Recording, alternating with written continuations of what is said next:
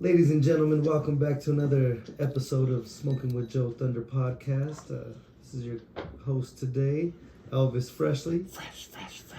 I'm here with my co-host for this episode, Crook. Over here killing it. Crook, boy, Steve Still. Getting it today. We gotta cut it. Let me start that over. I know you should say Steven Still, by the way, instead of Crook. Just that's good. I know everybody knows me as, that's good. as the homies, but What do you want me to say? Steven Still. Steven like my Still. Facebook name. Steven Still. Yeah. Steven And you Still. can say AKA Crook or whatever. No, it's cool. It's just Steven Still. No. Do you want me to say Crook? Yes. AKA Crook? Yeah. Steven You better Still. make up your mind. Well, bro. yeah, Steven Still, and you can say AKA the Also Crook. known as This fool the want two Crook. names now, bro. I've had I him got for- one. Right. I got JoeThunder. I've had Steven Still since the 90s. Alright, here we go. Ladies and gentlemen, welcome back to a blah. It's not recording.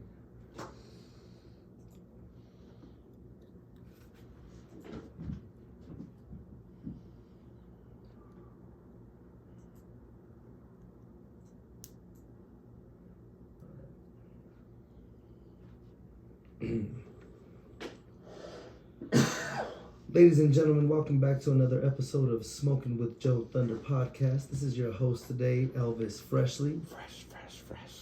I'm chilling out today. I got my co-host for the evening, the one and only Steven Steele, also known as The Crook. Crook. How's it going? Yo, what's going on, man? How you doing tonight? Yo, I'm doing good, feeling good, Yo, feeling ready and focused. for Right sure. on, man. Appreciate you coming through and getting down with us tonight. This is an interesting one tonight. Definitely appreciate you having me this evening, and it will be an interesting one. And Absolutely. yeah, We got to give a shout out to our official sponsor, Be Good Dispensaries. Burr. Located at 11 West Hampton, 114th and Cherokee Street in Northland, Colorado as well. Right across the highway from Boondocks. We got a really interesting episode for you today. We got the one and only, the original and usual introduction maker and host of the show, JoeThunder. What's up? How y'all doing? Yo, man, what's going on? Just chilling, man. Just chilling, you know. How's your evening tonight? Good. Been smoking some Be Good weed, you know what I mean? I got those Getting good down. deals, like you said, over there on 11 West Hampton up north. Make sure you go check it out. Just chilling, bro. Yo, Another episode, right? yeah, man. Hey, it's cool, man. It's really good to have you in the hot seat tonight. Oh, yeah. You know, In the hot seat, you know We what I mean? always hear little snippets of your life and where you come from, how you grew up. We get a little bit of it from other people's podcasts here and there, but we haven't really been able to dig into Right. who JoeThunder is. We're going to let them know what makes JoeThunder JoeThunder. kind of how it all happened. Yo, let's let him in on your life. Being that this is your Yeah, first time, this is my first time here. first time in the episode, Early years. on the podcast.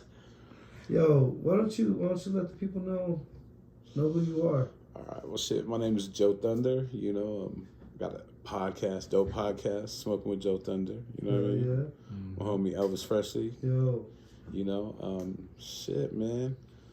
Been kind of just, doing like hip hop for a long time now. you yeah, know? man. Yeah, you've definitely been in the mix with it for a long time too. Denver hip hop specifically, Right. and obviously, you've always had your taste in music, but you've been to a lot of shows in Denver, like early shit, a lot of like really, I mean, shit that people wouldn't even like. Oh shit, For real, yeah. you went to I might that? age myself, but Like, yeah, holy man. shit. I've been to some dope concerts. I've been Yeah, to, man. even recently within the last 10 years, 20 years, 10 years, 15 years, a bunch of Yeah. local shit, man. Just, here and there and everywhere, shit. Try to be. Yeah. Well, yeah. Before we get into all that, why don't you let the people know where you're from? All right, where I'm from. So where I'm from is called like Dunham, which is like a little, I don't want to call it hood, but a little area which is in Swansea. It's all kind of like it's all, you have Glowville, you have Johnson, Elyria, you have Swansea, and then you kind of have Dunham, but then it's all kind of considered Swansea. I guess except for Globeville, right? Yeah, not Globeville. Globeville's its own thing. Yeah, once you get past Swansea and Elyria, is it the Coliseum? Yeah, and then you're in a Dunham are all different. one. They're like one Yeah. little unit right there. Yeah, I would call that the little unit, like you said, Dunham, like you said, Swansea and Elyria or Johnson's. Yeah, that's basically Swansea. All of that is everybody, went to Swansea Rec Center or Johnson Rec Center. For sure, I went to both of them. Everybody, Played PAL. all the sports were through this. They worked together. Yeah. It was it's a cool little neighborhood. I'm from the same spot, man. We have that in common. Literally like a block on the other side of the park almost. I didn't even know, I didn't for the longest time. I mean, by the time I was out there, you were already in college and shit. Yeah, I was long gone. I'm a little elder. I'm a little younger. You know what I'm saying? Just a little bit. But yeah, I kind of grew up in Dunham, man. Shit. Like I said, I remember when there was the little tunnel to go to Swansea. We used to go to Swansea for lunch in the summer, every day. You know what I mean? Hell yeah. All right. Fucking go there, fucking run through the tunnel, you know what I mean? Because it's all dark and shit, you know what I'm saying? But fucking, nah, if you were a G, you just fucking ran across it wasn't the highway, but you know what I mean? It's the fucking street and shit, Right. I remember Family Kitchen used to be right there. You ever remember Family Kitchen? Yeah. I remember seeing. Well, I don't remember it being open. Probably. It was probably closed. But I seen it my whole life, you know what I mean? I grew up down the street from it, but I never seen it. We had like a little restaurant And like there a block King from the Soopers crib. right there too. Safeway. I'm sorry, yeah. Back in the day. Back in the day, shit. Do you remember that? I remember it I remember once. You remember the building? I remember going there like once. It was like shit. Halloween, and like we needed to get like Halloween candy to hand out or something, and my dad took us there. Damn. But that's like the only real recollection I have of that. I don't even remember the building. I don't even remember. I never. It was literally right across from the school. Seen the building. No, I know exactly where it's at. Where it was at. That's where I caught the bus in the morning. But there was no. No. No, yeah, that shit was long gone. Because like I said, that's when I was like super little. Like couldn't even Really tell you what remember grade it. I was in. I went to like early years, like Annunciation in the East Side. Right. I think I went there to like 3rd grade. And Public school after that, or Yeah. Whiteman, yeah. I kind of got kicked out, like, you know. Yo, it's Walt Whitman Elementary School, by the way. Right? That's where you went? I went to Whiteman. Right. Whiteman. Right. Well, I went to Whiteman. It was Whiteman to everybody, even the teachers. Everybody was Whiteman. but that's not it. Bro, it's named after Walt Whitman. Could be shit. And yeah, It's wild. That Maybe not. Actually, I don't know if it's Walt Whitman. Might just be some white man. Anyways. might just be the white man. Yo. It was right there by Lowry Air Force Base. Right by Lowry, yeah. We got Okay, You got bussed out there, right? Uh-huh. That's crazy. What was that like? Man, I'm trying to. Do you remember? I actually do, man. Like I remember those years because I had to fight a lot.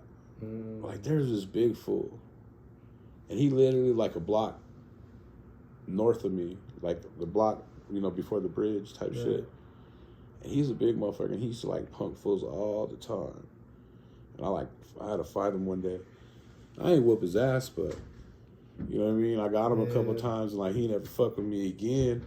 But shit like that, like I remember that, like for real. Yeah. I'm gonna age myself too, but I remember getting a pair of Jordans when I was at Whiteman. Like, I don't know, like I was... Which ones? The first ones, the original ones.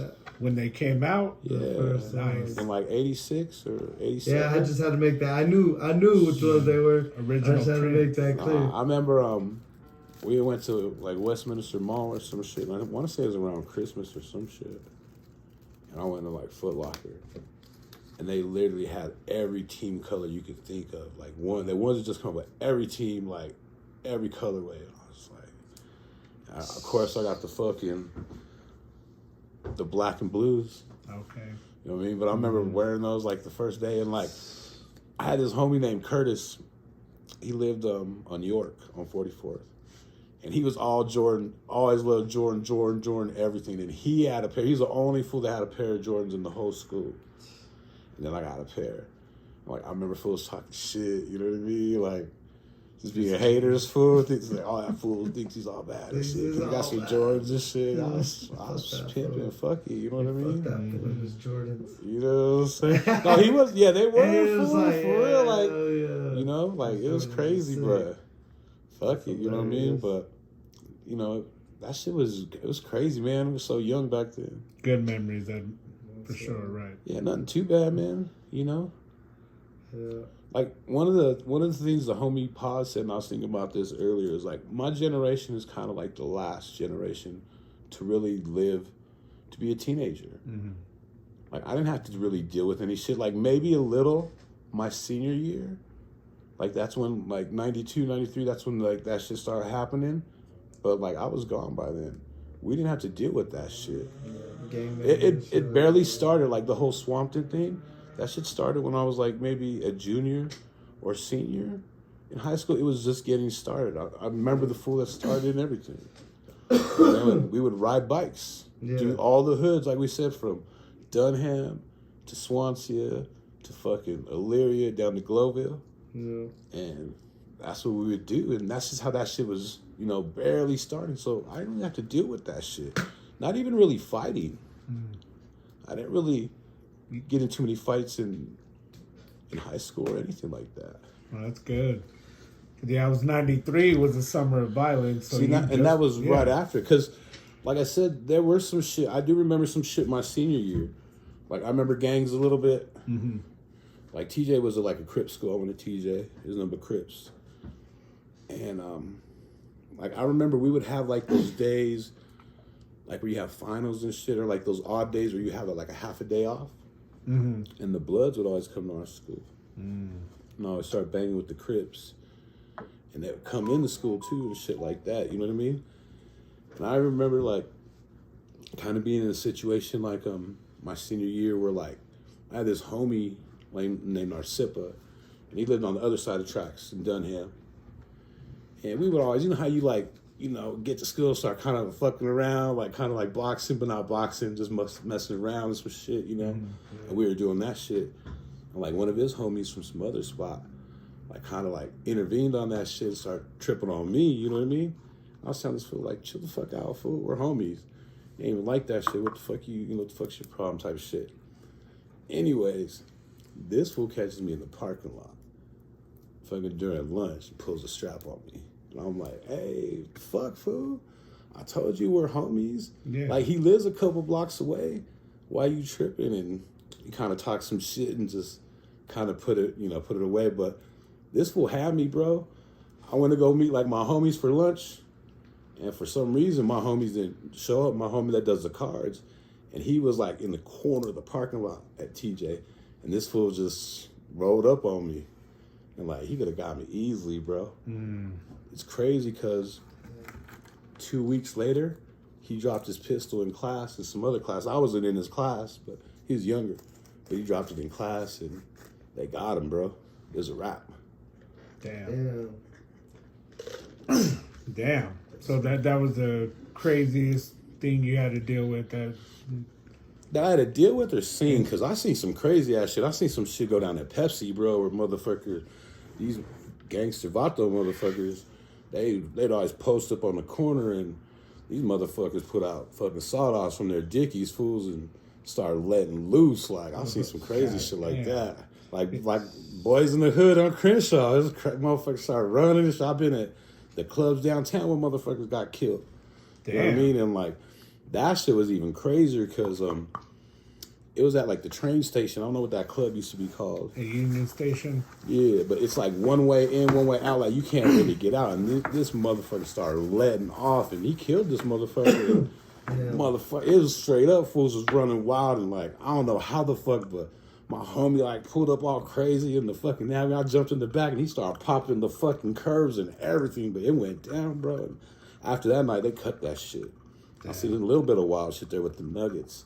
Yeah, I was about to say, the Broncos and Nuggets used to go all the time. The Nuggets, what we do, bro, is I knew a couple of those fools, and we would go, we go early. We go like 7 o'clock, get our wristbands and our stamps, and just wouldn't have to do anything. Go in T-shirts, basketball shorts. Yeah. You know, fucking hats. You know what I mean? Ain't no one fucking these motherfuckers going there with pistols and everything. Ain't no one. They ain't searching us for nothing. You know what I mean? Right. But that shit, you know. Yeah. Damn, what was the name of that place? Because I remember I used to go there too. I remember like that shit happened because, like I said, I would still kind of get like autographs here and there, like at shit like that.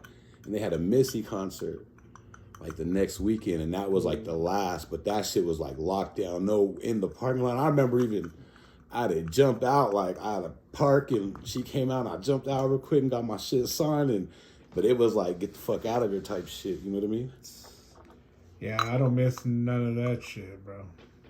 Denver's wild, bro. That's what they don't get. Is like they say, man, you got fucking thug motherfuckers in every place, bro. It ain't just, you know what I mean? Yeah, no, you can't just take it as a mountaintop. It'll go down here, like, you know, it's just getting even worse. Yeah.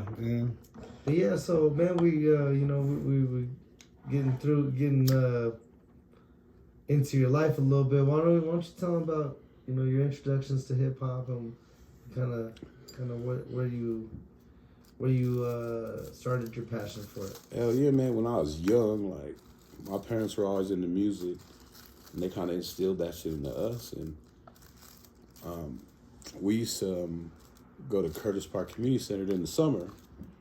You know what I mean? We go every day, Monday through Friday, and they take us to the park, Lakeside, the zoo, swimming, all that shit. And all the little RAs and all the cats that were in charge of us were all from the east side, the projects in the hood right there. So they were into hip hop, and they were kind of putting us onto that shit. I was telling you, like, I never heard, what was it, Rapper's Delight? I never heard Rapper's Delight when I was young. Right. Like, I heard that shit in college. You know what I mean? Mm-hmm. It's crazy. To me, like, the first shit that we were talking about was like hearing Midnight Star, like Freakazoids. Right. Listening to Rocket by Herbie Hancock. All that kind of instrumental breakdancing music. Yeah, that shit was hard. And fucking, like I said, I remember going to camp one day, and they were taking us to the 16th Street Mall. And that's when I kind of caught my first, like, couple albums. It was right next to, like, Walgreens on the 16th Street Mall. I don't remember what it was called. But I went there, I bought, like, 3 albums. I was telling you, The Cameo with Attack Me With Your Love and Single Life. I don't know why, but that just caught my ear, bro. The Boogie Boys. Oh, The Fly Girl. Yeah. All right. And then fucking Roxanne Shante. Oh yeah. And that was the first kind of shit that I bought my own. You know what I mean? Right. You probably played the fuck out of that shit till it was done up. Oh, all day, bro. All day. I have a crazy story about the Boogie Boys shit. So, like, the Boogie Boys was kind of like one of my favorite groups growing up. I was telling you earlier, like, my first kind of favorite groups were like the Boogie Boys, UTFO, Houdini, and like the Fat Boys. Those are my shit right there. And Dana Dane. I'll tell you that. Dana Dane. So that was the shit. That fool was cold. Cold. You know what I mean? But fucking that was like my early shit right there. And I just remember these guys just like putting us on the music. We be listening to music every day, new shit, KDKO, going here, going there. KDKO. You know what I mean? Mm-hmm. Shit, we interviewed Ricky O. Shout out. Oh, damn, really, Ricky O? Yeah. Shout out to Ricky O. That was like my little first like kind of introduction. I was lucky too, man, because I got to go to like concerts at a young age. You know what I mean? During that time period. Okay. Like, yeah, what were some of the earliest shows that you went to? First one. I don't know. Well, the first one, the first one like was with my parents. Like it's probably like the Temptations or the Four Tops or like some That's Some still bad pretty big shit. time. That's so Some sick though. That Cool 105 right. I'm shit, saying you know even what I those. mean? Yeah. What did you? And then even like I was telling you, Michael Jackson. I see Michael Jackson. Yeah. But my first concert that I kind of went to, I don't know. I want to say it was at the Fillmore, which is called the Mammoth. And I honestly think it's the one I was telling you guys about, Jazzy Jeff and the Fresh Prince, Kumo D. Okay. These cats called the Skinny Boys, which I know none of y'all know who the fuck these motherfuckers are. You know what I'm saying? They're on Apple. Check them out. And then the cats from here, HBO, they were youngsters and they opened for that shit. But I want to say that's like one of my first concerts. And that shit was crazy, bro, because I love Kumo D. He was dope. You know what I mean? Yeah. And then Jazzy Jeff and the Fresh Prince. Like I told y'all earlier, I think their first album, Rock the House, is the best hip hop album ever, of considering all the elements. Right. Okay. And those cats were like 17, 18. And I remember Jazzy Jeff broke out 3 turntables and was cutting it the fuck up like nothing I've ever seen before. And this is 80, probably 86, 87.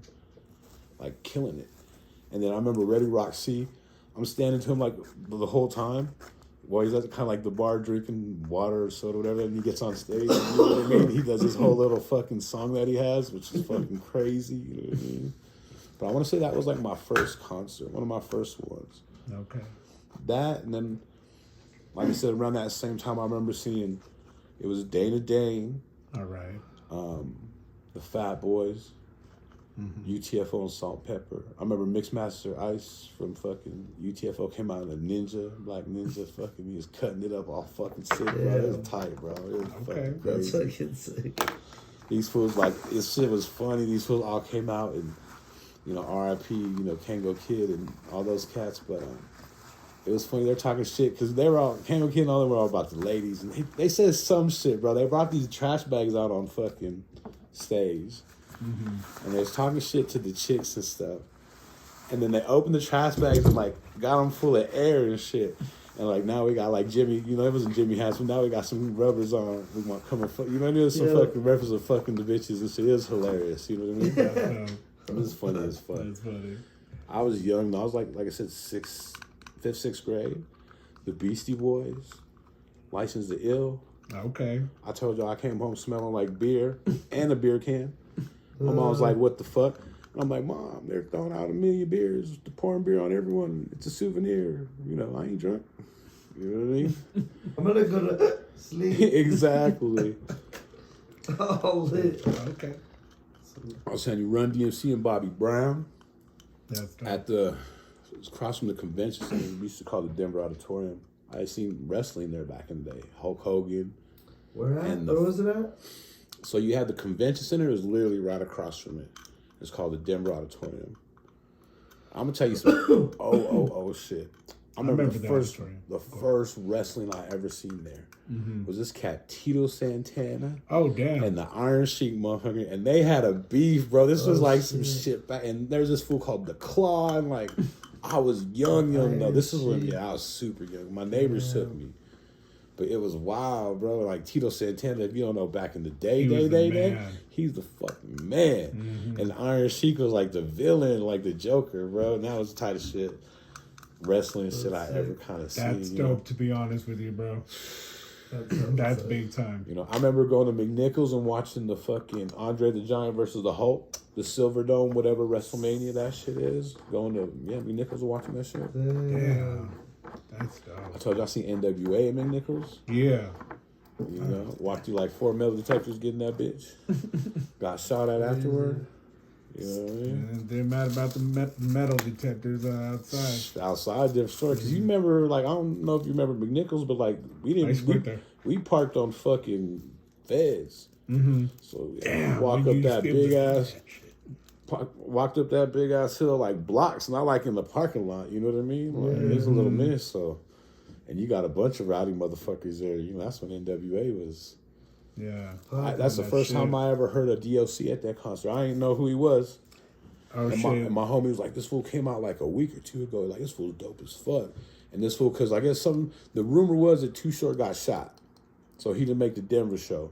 So they put the DOC in his place. But DOC went there and fucking ripped that shit, bro. That's like, dope. and then, like I said, he went on and then fucking, then NWA and Easy joined them and shit. That shit was live. Crazy. Damn, the DOC, what could have been, right? But, damn, that's dope. That's dope, bro. That shit was wild, though, bro. That was, like I said, it was, openers were De La Soul. They did, like, 2 songs. They did Me, Myself, and I. It's crazy. Slick Rick was after him, and I hate to say this because I love Slick Rick. But he got booed.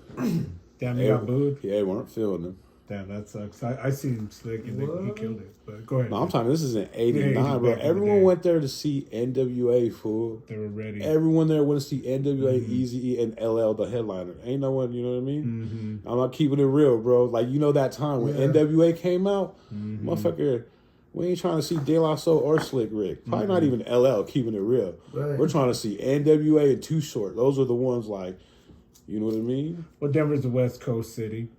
Yeah. It is. Yeah, everybody's all West Coast. Yeah, so I mean, yeah, that's what that shit. I mean, we got shot at after the concert, bro. Like, you know what I mean? The fucking motherfucking, yeah, they booed Slick That's Rick, and crazy. it's crazy, but That's wild. that was a dope show. Like I said, LL They booed Slick Rick. headlined that That's shit. fucking wild. Shout out to Slick Rick because Yeah, he's the man, man. He's Yeah, like he one of my should never favorite get rappers booed. ever. LL was the headliner. Yep. He brought a bed out on the fucking stage, bro, and grabbed a couple of Shit. honeys out this fucking crowd and fucking grinded them all up and shit. That Oh shit was my hilarious. God. That shit was hilarious. I swear to God. That was I wouldn't lie. that's funny. For real. I actually met LL, but we'll save that for another day.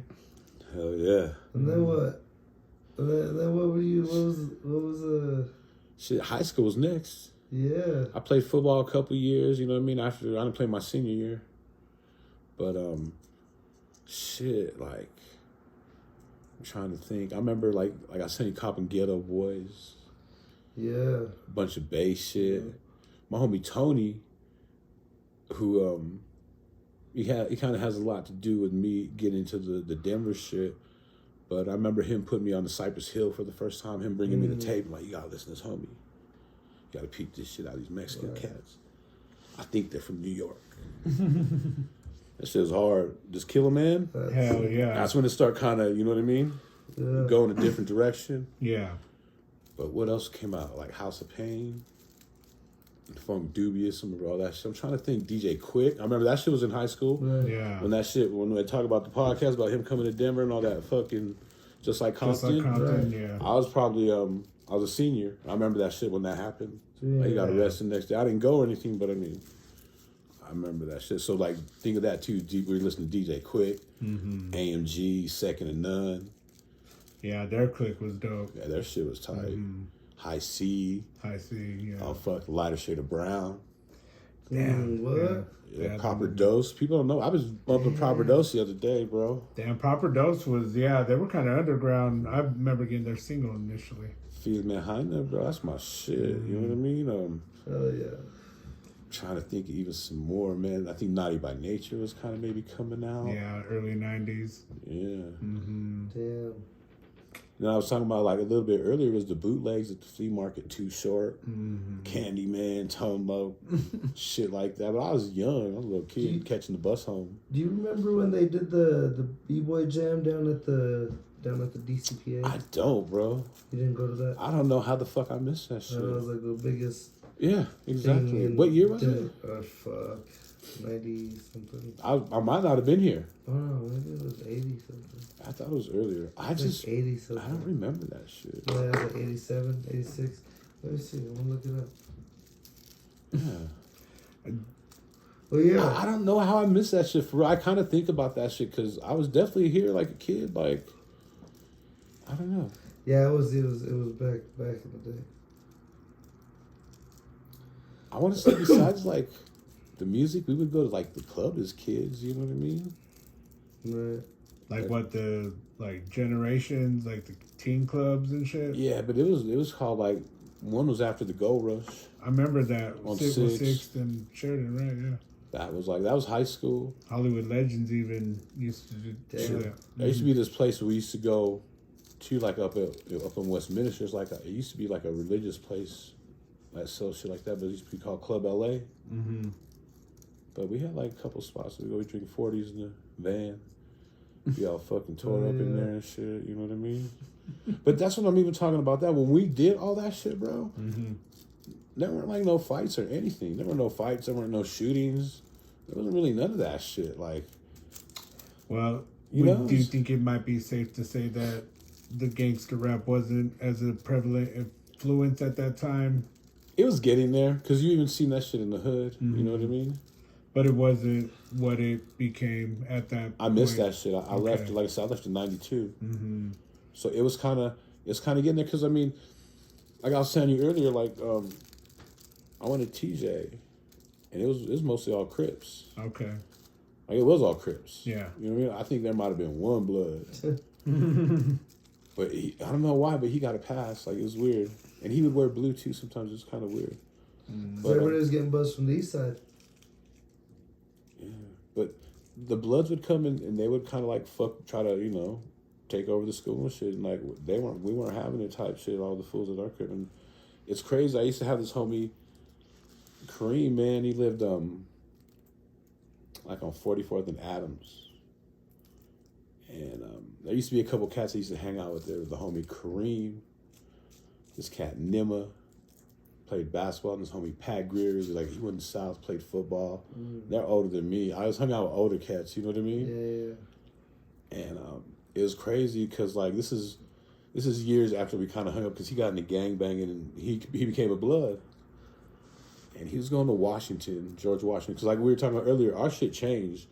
Like where I lived, you went to TJ. If you lived on the other side of Steele, you went to South. If you went York, whatever, you go to Kennedy and even Washington. But he got kicked out of Washington or some shit, GW, and he came to our school. And I seen him walk up on the bus, and this fool was flaming the fuck out. And I told him, bro, it's probably not a good idea, TJ's, and I was getting the lowdown, bro. And like, I remember seeing him later on that day, and they like beat the fuck out of him.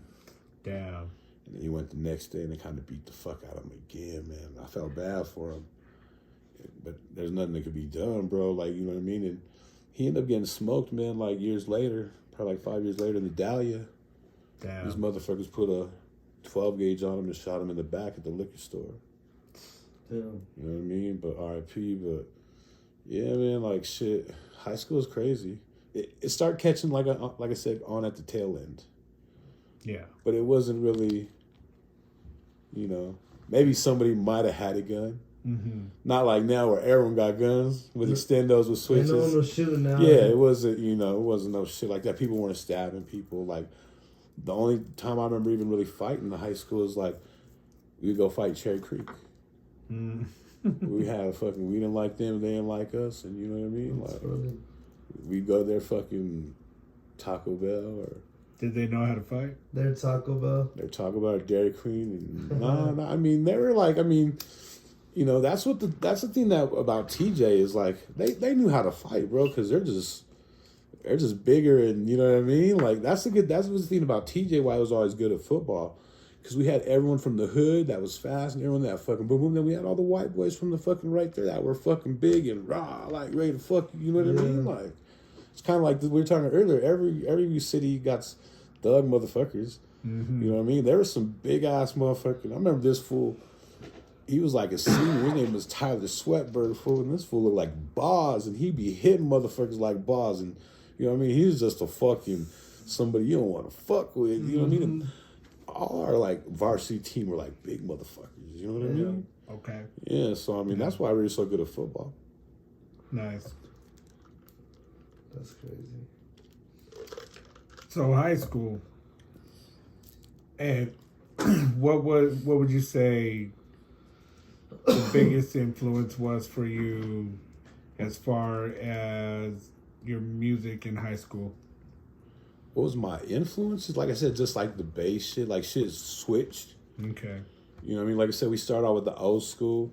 Then we had our Eric B. and Rakim and Biz Markie and Big Daddy Kane and all that. Mm-hmm. And then like when the West came, when NWA, and even Too Short was before NWA, but when that little shit happened, we wanted to hear the real shit. Right. We want to hear the fucking street politics. You know what I mean? We want to watch that shit. We want to hear that shit. We want to know what's really going down the street. It ain't all kid and play. Like that shit's like an act, salt and pepper. You know what I mean? That's just that's like you're talking about other people. That's what they're telling them. This is what you got to do, and they're trying to do all this shit. Right. This is real deal shit. And like I said, shit was starting to happen like that. Fools were starting to get smoked, and fools were starting to shoot, and you got to kind of watch things here and there. Right. Yeah. Yeah. No, real shit. And so. No, go ahead. No, that I'll say after that, I went to college, man. Yeah, that's what I was going to do. Yeah, you left after high school, so you went to New Mexico. Yeah, I went to Albuquerque. What school did you go to? UNM, University of New Mexico, the Lobos. Shout out to the Lobos. I'm trying to think, like, y'all wouldn't know anybody, like, I was way before Erlacher. If you guys, you're not a sports motherfucker. No, I know what I mean? Urlacher is. Our shit was Stoney Case. If you remember that fool, the quarterback, he was pretty dope. Sick. You know what I mean? I barely remember CU players. So You know what's funny, bro? It's like Urlacher played in that. one of the first things they told us when we yeah. went there for orientation. They were like, "There's this bell in the middle of campus." And they're like, "When we win football games, we ring this bell." But we ain't rang this motherfucker in about 10 years. Like, what? Like, what? So we sucked at football, bro. We kind of sucked. But I got a dope story for that. It was like our homecoming, and we were playing Utah. And they're number 5, bro. And like I said, we suck. We ain't won a game all year. We ain't won a game. Not motherfucker. We go to games, get drunk, talk to bitches and shit like that. And we're playing Utah, and we beat these motherfuckers. We rushed the field. I rushed the field. We tore down the goalposts. I tore down the goalposts. We took that motherfucker to the parking lot and started hacking that motherfucker up. I've been a part of rushing a field and tearing a fucking goalpost down. And wow, that shit was wild, bro. That's fucking awesome. For real. Like, if some shit I remember in my life, that would be kind of one of them. Because that shit, for real, for we just, boom, shit went on. Everyone just, dude, it was on. And my homie, what the fuck's his name? Lance. They took a picture of us tearing the goalpost down. And this fool's at the very top hanging on as that's just coming down. He has a fucking Kansas shirt on, Kansas sweater on. And he's on the front page of the Albuquerque Journal, dog. But yeah, that shit was fun. We used to go to tailgates and get fucked up. I used to have a little hookup. I don't know, they used to have it here too, where you go on Saturdays. They got dented kegs for $20. They got broken cases for like $5. Go buy like 3 kegs for $75. We in the parking lot of 12. Shit, bro. I was already, by the time I was going to like see you to party, it was already the late 90s. So it was probably like $40 cakes by then or something. But I don't know if they did that even, so. No, then we had a couple of little homies working at the liquor store, and these motherfuckers, you know how that shit goes. Yeah. Closed on Sundays. Yeah. So I used to work at 7-Eleven in college too, man. Like, literally across the street from the fraternity house, it is on, bro. I don't give a fuck, first of all. I don't give a fuck. But I had a rule. One for you, one for me. Whatever the fuck you want. You taking the 40? You can have it. You better take one from me and put that shit in my room. You want a pack of cigarettes? Better, you get 2, give me 1. You know what I mean? Shit. Go home, nice little stabs every time. I work the graveyard too, so you know what I mean? Fools come in all drunk, you know what I'm saying? Be funny. Shit, that's what's up. So all in all, how was college? Like, college was fun. I ain't really learned shit. Yeah, what'd you get out of it? I'm in debt, like, as a motherfucker. It was. I had a good ass time. Still from it? Oh yeah, for life. I'll die. That's just paid off straight up. It's fun, bro. It was a time of my life. Nice. I had so much fun, like, maybe I partied too much, but I mean, shit. Like I said, during college, I went and seen the Grateful Dead. Okay. In Vegas and in Phoenix. The real Grateful Dead. Yeah, with Jerry Garcia and the whole 9. Shit, that shit was funny, bro, because we get there and, like, we're like, I don't know what the fuck, we're buying shit, whatever, because that's just different. That's just like a counterculture. That's just a whole race culture of its own. And everyone's selling drugs and the whole 9. And like, we buy acid and we buy mushrooms and a gang of shit. And I run into my homie from Boulder. I buy some mushrooms from him. And like, apparently everything we had bought was bunk or whatever. So like, it's like an hour in, and I'm like, ain't feeling shit, nothing. Gonna go get something to drink. And like, this sucks, you know what I mean? And I have my homies, like, mushrooms that he gave me. Let me try these motherfuckers. There wasn't that much, you know what I mean? It was like one of those scenes where it's like probably less than the eighth. And I ate that shit, and I swear to God, I got something to drink, and I literally turned around, and that shit fucking booyah my ass. I seen like a million motherfuckers, and like instantly I lost my homies. Instantly. Not even 30 seconds, it was gone. Like, Fuck. So I'm like, fuck. So I just wander in the crowd, and like I kind of try to navigate to where I think they are. You know what I mean? Mm-hmm. And right when I get back, they got this shit called Space, where it's just a drum solo, crazy. And that shit starts for when I'm in another motherfucking galaxy, bro. I'm tripping my balls out. And it's like, I'm here, and I look around, I see the Grateful Dead down there. It's like a drum solo. These fools are getting it, bro. Like, just getting it. And, like, fucking, there's a million motherfuckers around me, bro. A million. I just, like, watch the rest of the show and just trip balls and, like, literally, like, something catches my eye, like a what do you call it, a fucking trail? Mm-hmm. Someone smoking a cigarette, and it's my homies. And they're fucking right there the whole time. But yeah, bro, that shit was fun. I would say you definitely caught the Grateful Dead experience. Oh, for sure. Like, that shit was like, that's some wild shit, bro. That's wild. That shit was fun. But I seen, like, good-ass concerts like that, bro. Like, to me, like, good music is good music. Like, I'm just not a hip-hop head listening to rap music. I listen to everything, bro. If I tell you the concerts I've seen, like I said, NWA, to Grateful Dead, to Rage Against the Machine, Nirvana, Black Crowes, Santana, Michael Jackson. Did you see Santana before all this shit? Yeah, before he blew up. Yeah, Maria and all that shit. I seen him at, like, Supernatural. Way before that shit. Okay. I seen him at the Downs of Santa Fe, and it rained the whole fucking time. Nice. And we were trying to smoke weed, and we couldn't. We had to smoke weed under a blanket. Damn. Yeah. That's when he used to do, like, 3 shows in a row everywhere he went and shit. Yeah. I got a story about Santana, but he's lame, so fuck that fella. Keep for another podcast. Oh my god. Eat a bowl of dicks. No. Damn. For real. Jesus Christ. You sure you don't want? Are you sure you don't want? I Yeah. Hear that Nah. But we'll save it. You know what I mean? Yeah. Holy shit, dude. Coconut. That's all I'm gonna say. Okay. All right. Yeah, I think I got you. But nah, yeah, shit. And then in college, man, like, I was trying to DJ and shit. So I was into everything. Craig Mack, Flavor in Your Ear, the fucking, all that shit was popping. Biggie, Tupac. Like, I still got all that vinyl today in my crib. Nice. Like, all that shit, like, all Little original Kim. print. Yeah, a lot of that shit signed. Like I said, the Outkast shit signed. I got the Lil Kim signed, the Lock shit signed. Far Side shit signed. You collect a lot of shit. Yeah, dude, I collect shit for days. Bro. I could really do a fucking museum. Like, straight up. Like, it might be, like, of some kind of not random shit, but as far as, like, memorabilia, from graffiti to hip-hop to rap to local rap to fucking, just you name it, bro. Like, I got shit, like, I don't even know. Like, I got shit people won't get, people will never get. I don't even know. What was your first autograph you got?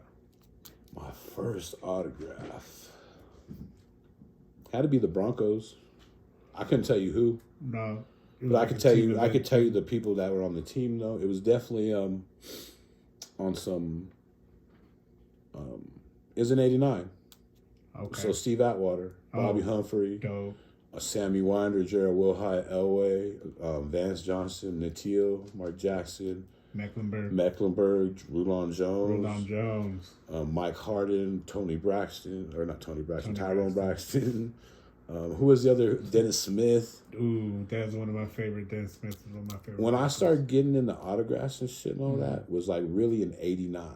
Okay. Because I remember that's like, to me, that's like the best football class almost ever. That and the Elway one compete, but that one was great. Okay. You got Aikman, you got Barry Sanders, you got Deion Sanders, you got fucking Metcalf, you got fucking... For all-around talent, right? Huh? For all-around talent, you're saying, for that time, right? No, I mean, just the best, like one of the best draft that's what I'm classes, saying. bro, because they had quarterbacks, and I know I'm missing a gang of people, but I mean, like Steve Atwater was there. Okay. Derek Thomas was there, one of the best linebackers, you know what I mean? It was just like, they had a gang, they had a dope-ass Troy Aikman, they had a dope-ass class that year.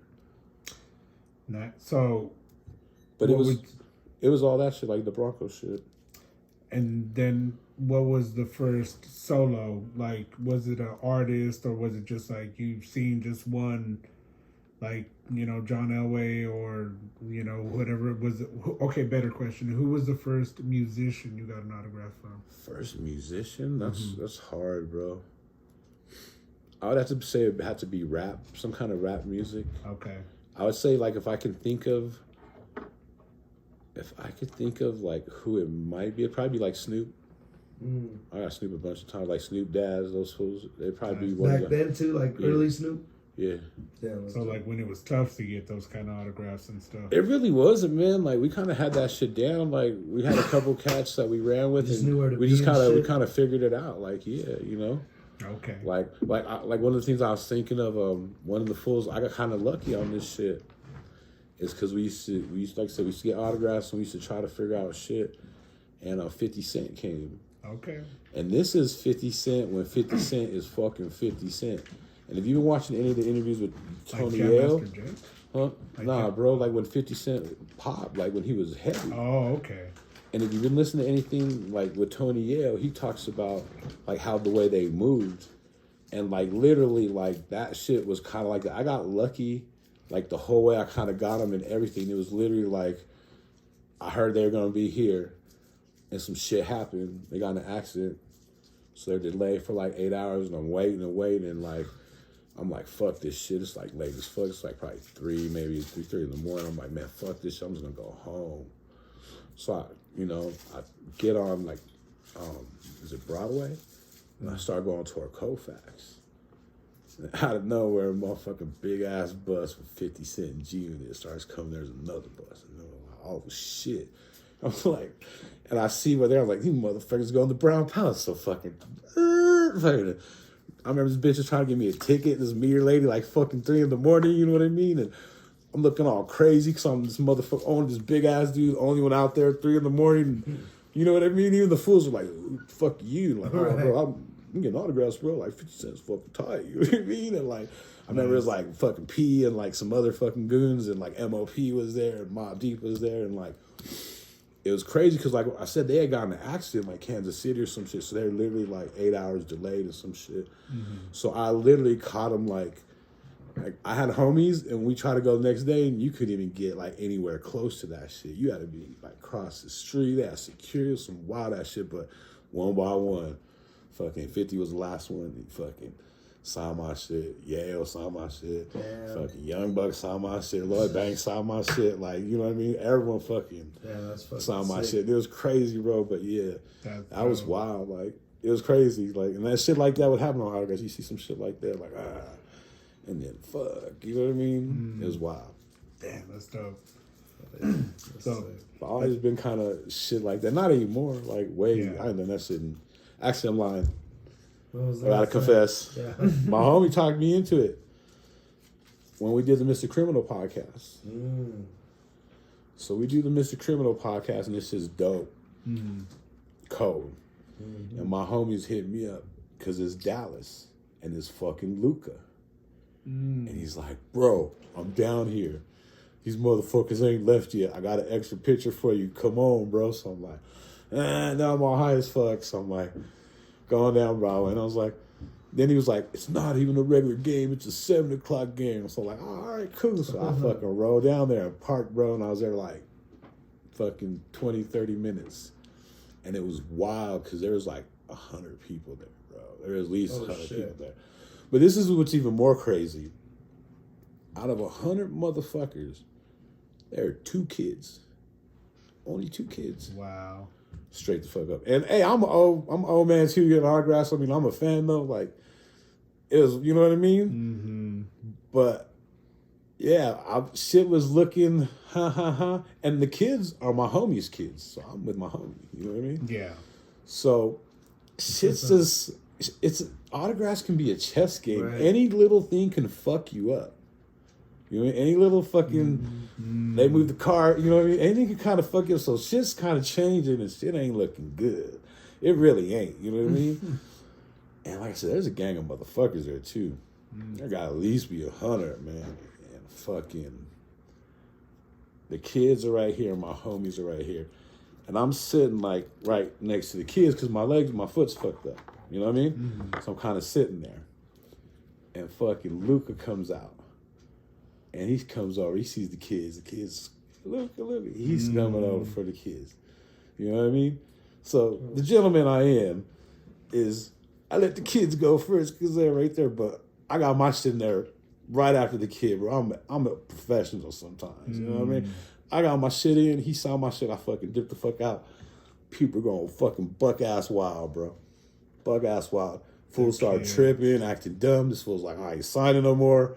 You know, and then fucking, some fools are like, because people, you know, people be greedy too, bro. Oh, yeah. I got my shit. I'm cool. Thank you, bro. I appreciate that. You're one of the dopest players in the NBA. Period. Fools get some shit and they try to get some more shit and fucking do some dumb shit. Those fools know that shit. They know what's up. But that shit happened and fools start like, I told them I was ready to fight motherfuckers. Y'all step on my foot, I'm going to fuck y'all up. Because it kind of like, they swarm that shit. Like I said, I already know how to set up my shit, how to get my shit. And like, I made it happen, boom. But then it started swarming fool. And I was like, y'all watch my knock the motherfucker out. Y'all better be cool. And actually, that shit came up on my timeline just the other day. And I posted that shit on Facebook. I got a little video of it.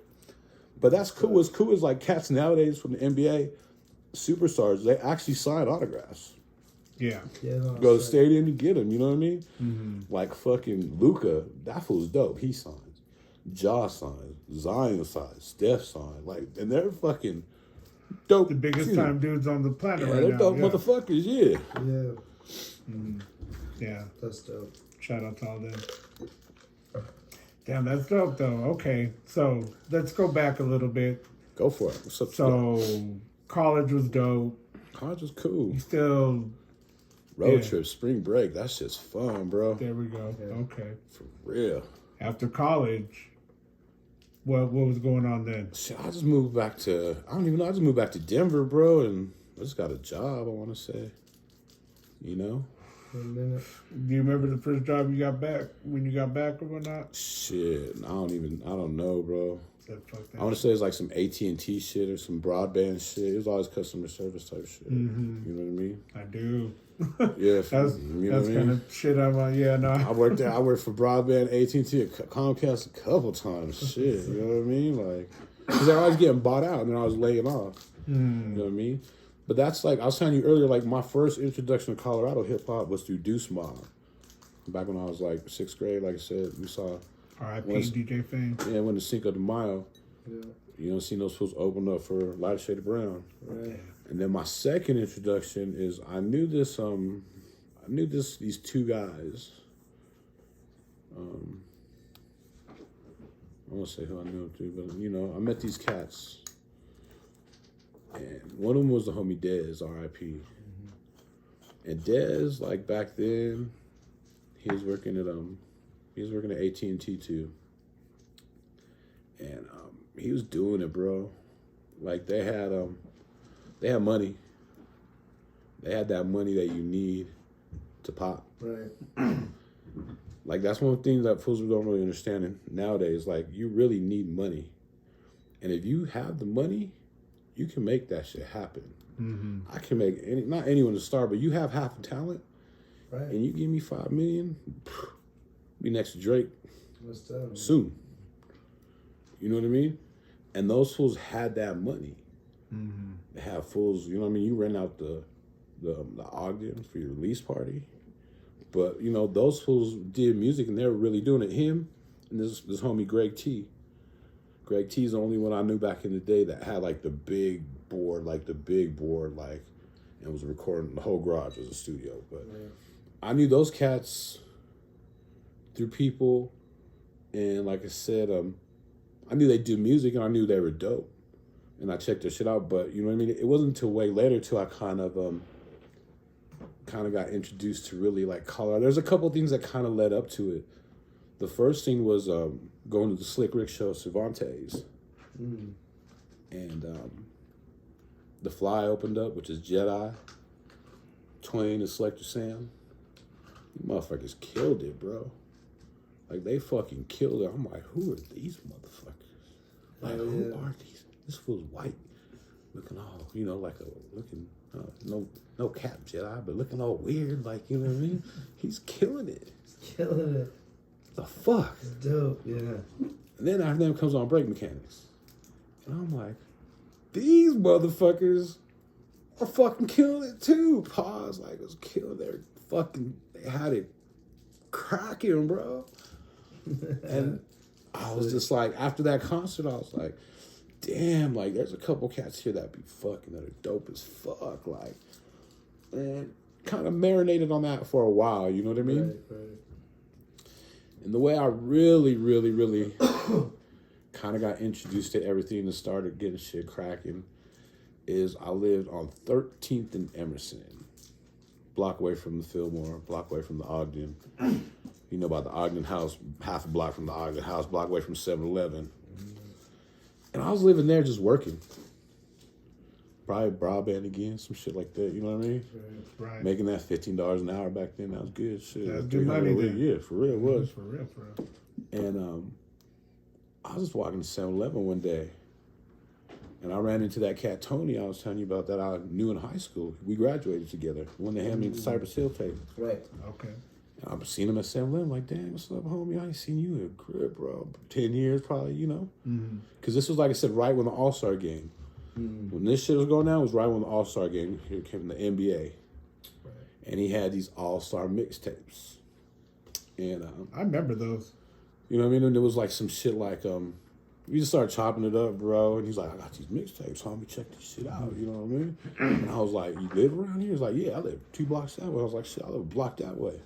And he's like, oh shit, let's go smoke. You know what I mean? He's like, check out my shit. So I was like, all right. So he went to his crib and smoked, and he was playing this shit for me. And it was cool. You know what I mean? It was cool. It was like, you know what I mean? It caught my ear. There's a couple cats that caught my ear. It's got Contact, Okay. Ground Zero, like Twain and them, like Jedi and all them. He had some shit from them. That shit caught my ear, and I was like, damn. And he was telling me, like, and I was like, oh, like, you get these tracks from him, or da-da-da-da-da. And he's like, nah. He's like, we record them in the studio in the Ogden House. They got a studio in the basement, homie, Tim Buck. So I was like, that's cool. So he introduced me to everyone at, like, the Ogden House. And let me see. That's Verbal, Mr. Verbal. Yeah. He introduced me to my first time with the Ogden House. All right. Jay Cook, Tim Buck, and I want to say Sid Fly was there. And maybe not Contact wasn't there yet. Sid Fly was there though. Shout out. And there's a couple other homies. I can't remember their names, but they're there too. But he introduced me to all them, and I'm literally a half a block across the street from the studio, and these fools in there all fucking night. You gotta cut through Charlie's parking lot. Just don't look up. If it's 2-3 in the morning, just look down. Mind your business. You know what I'm saying? Mind your business. Yo, I went by there the other day for Halloween. I want to go get some food at the Euro place, and that motherfucker had a line around the motherfucking building, like deep. But I was like, God. I was like, how the fuck do all y'all fit in there? But I don't want to know. Pause. But now, like, so I started hanging out with these fools, man, at the Ogden House, and you know that was like the music spot, bro.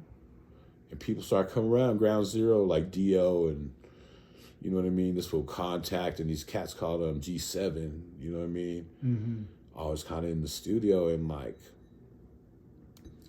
I just remember like, I kind of had like a vision, and like, my homie was like making mixtapes, but we didn't have like the money for turntables, so we were just kind of putting shit together. You know what I mean? To start off, because we couldn't afford this shit. Right.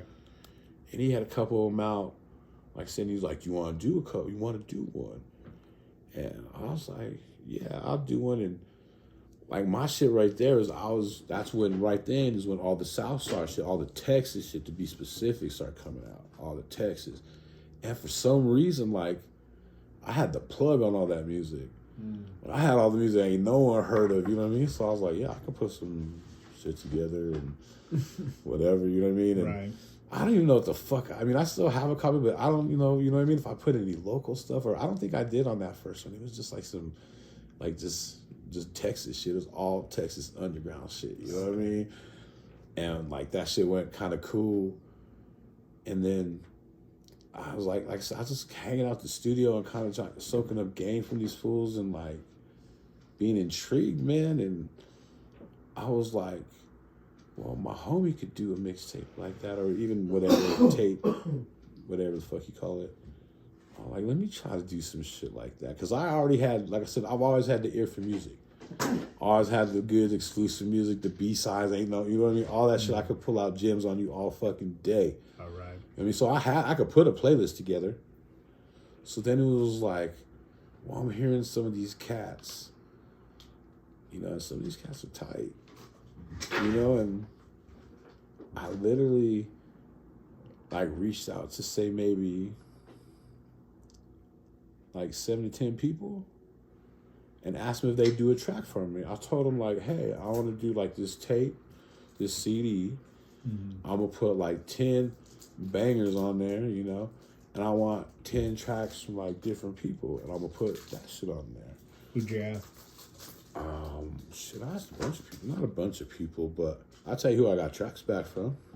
Contact sent me some shit, and his was the coldest. His was the first song on the shit. His shit was his punchlines are just the fucking most ridiculous shit I've ever heard. Like, and he gave me a track. Black Pegasus and his brother gave me a track, which you know, I was surprised because they were a little upper and you know, but they sent me some shit back quick. Nice. Like within a week. This is a 50 Cent beat. You know what I mean? All right. Shout out to Black Pegasus. The homie Sid Fly and Mississippi Mac. They sent me like some chopped and screwed crazy shit, bro. Like some crazy, that shit was tight. Nice. And then I got a track from my homie Dez. And just like, and then I got another track from these cats. I don't remember their name, but they weren't from Colorado. They're from Virginia and Florida. And I had a little plug. I somehow, through my homie, met Greg Buckner's little brothers. You know who Greg Buckner was? Like, he played for the Nuggets back in the day. I vaguely remember. This was Marcus Camby, Greg Butler, Birdman. Yeah.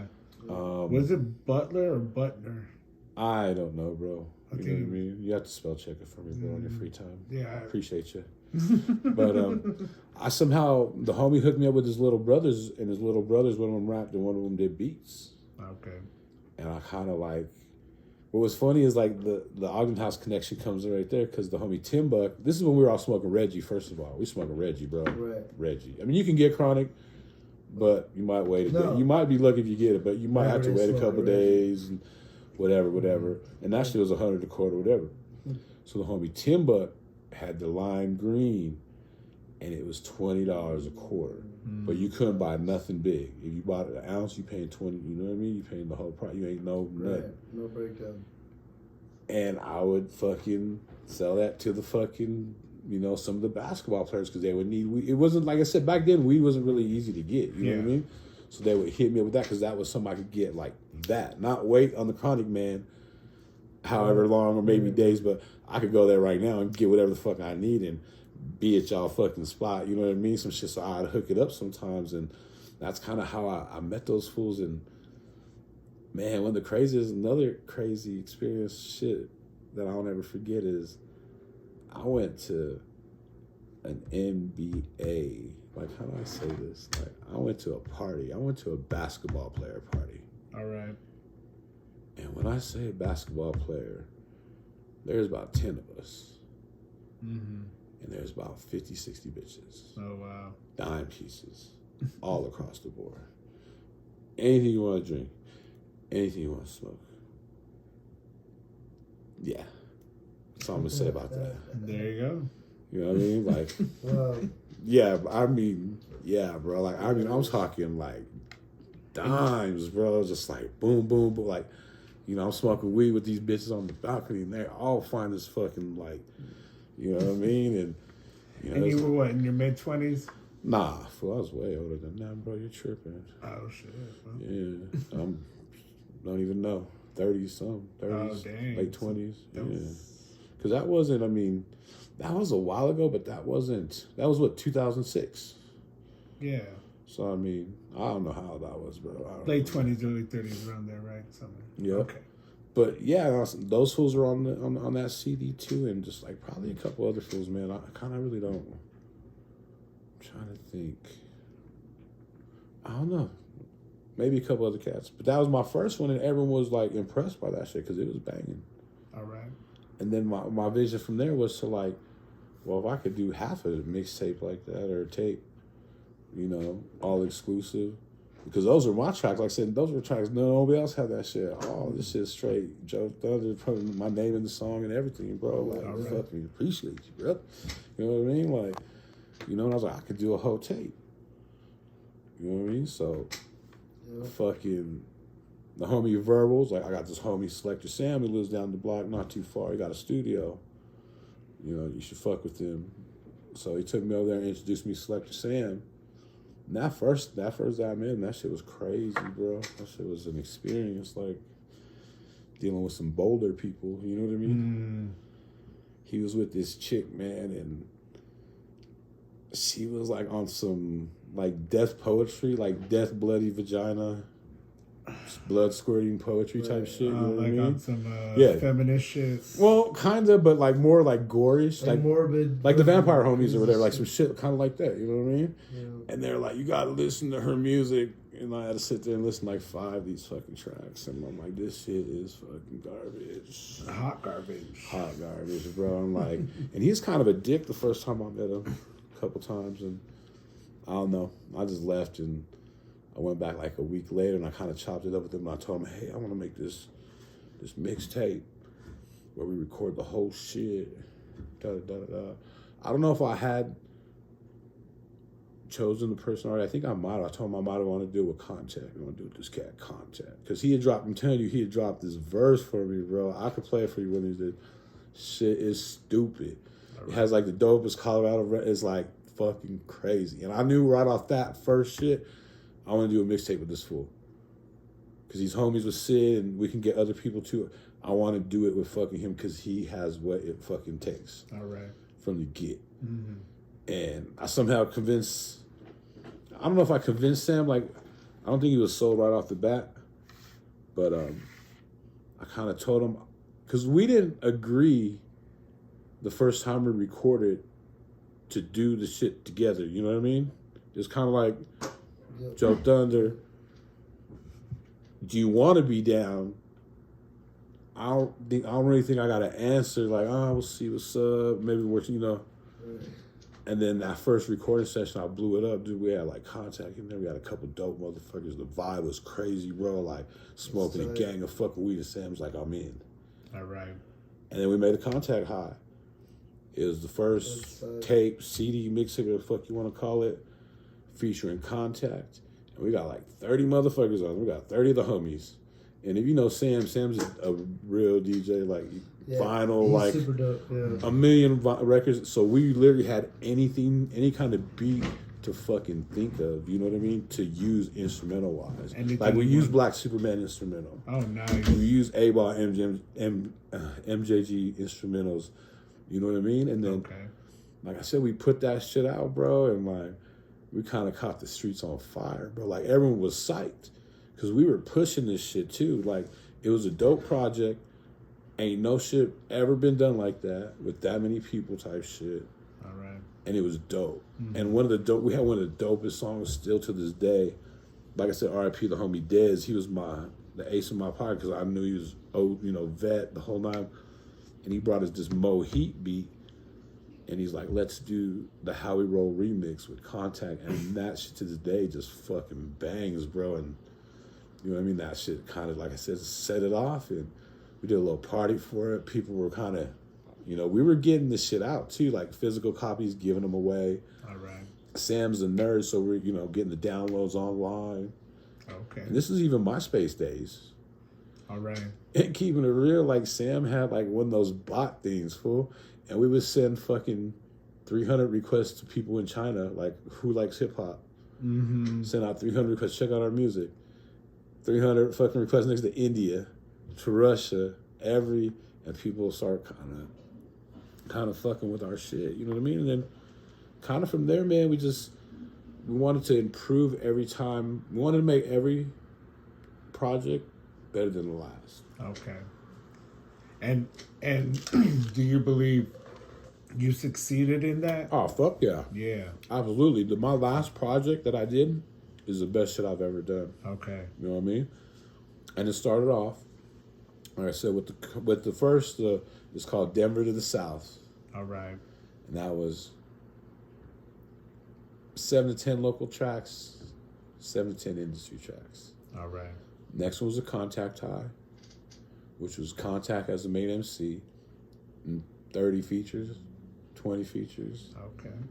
The next one we elevated, we got with, like, Contact was dope, but the next one we fucked with Dow Jones and Dio the Fabulous Drifter of the Ground Zero movement. And if you know anything about them, they're definitely, you know, another level of MC, like definitely vets doing their shit. All right. And we did a mixtape with them, you know what I mean? Called the Joint Chiefs of Staff. And Mimi made the cover, shout out. Okay. You know what I mean? Oh, yeah. But this time, instead of having 30 features, we had like maybe 8 to 10. Mm-hmm. But now the MCs were higher quality MCs as well. Deca's on that shit. All right. You know Shout what I mean? out. Dez is on that shit. Yeah. Maine and all them are on Shout that out, shit. That's like You know what I mean? the lineup right there.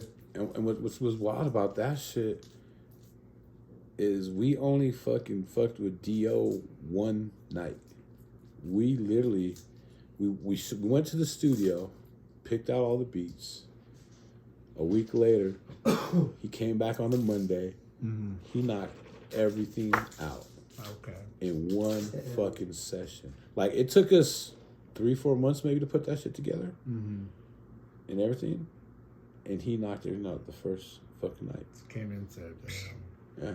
nice. And, you know, we finished it up, and that shit had some bangers too, you know what I mean? The Okay. Papers, you know what I mean? Like, just craziness. And then, like I said, next time we got to elevate it even more. Right. So then I go to the ace in my pocket, man. I go to Dez the Man. All right. You know what I mean? And we're like, Dez already, like I said, he has this following.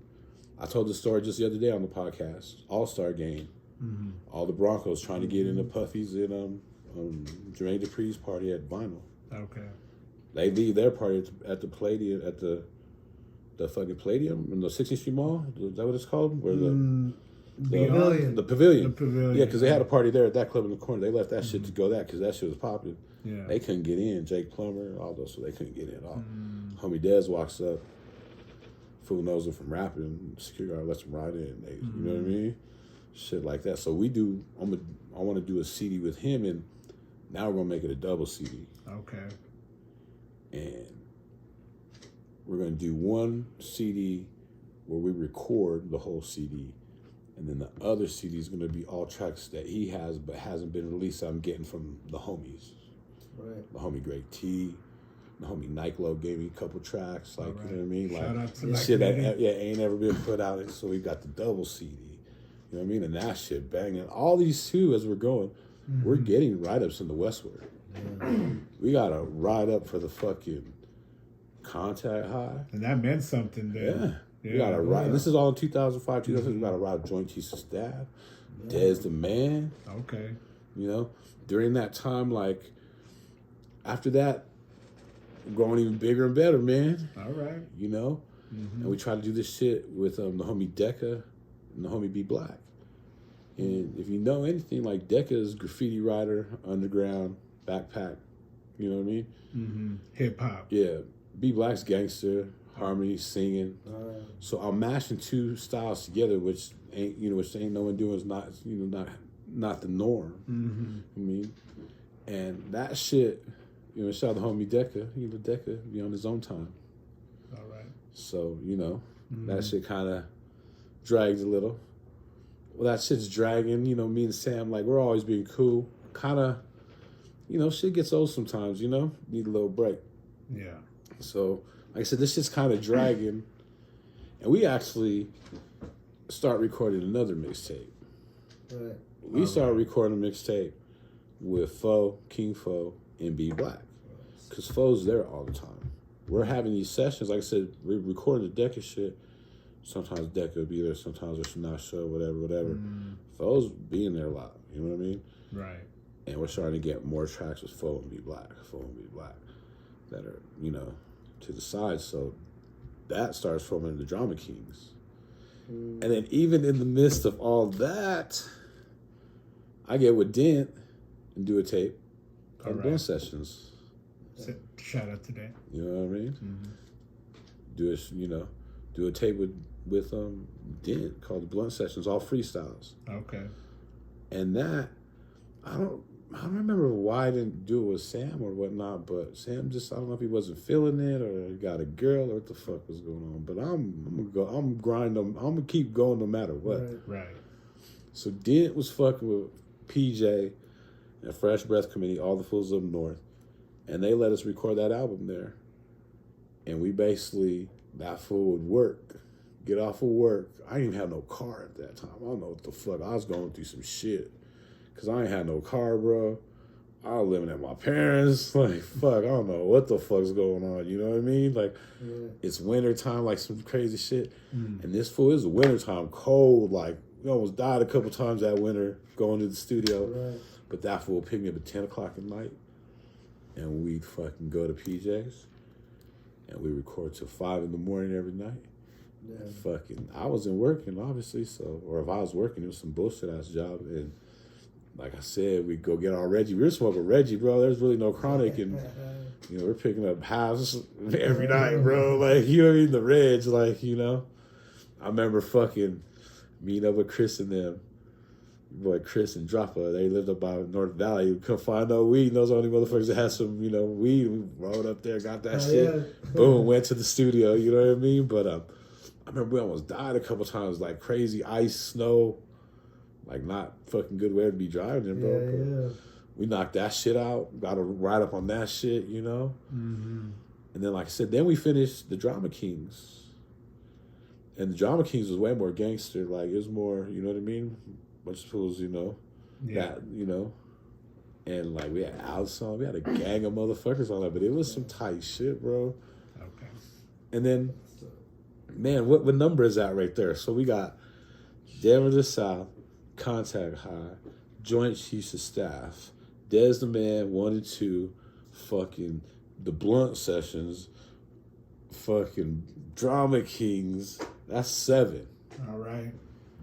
And then we finish the Black and Deca shit. Okay. And you know what I mean? Like, it was crazy. That shit still bangs to this day. You know what I mean? Mm-hmm. And it's like, fuck.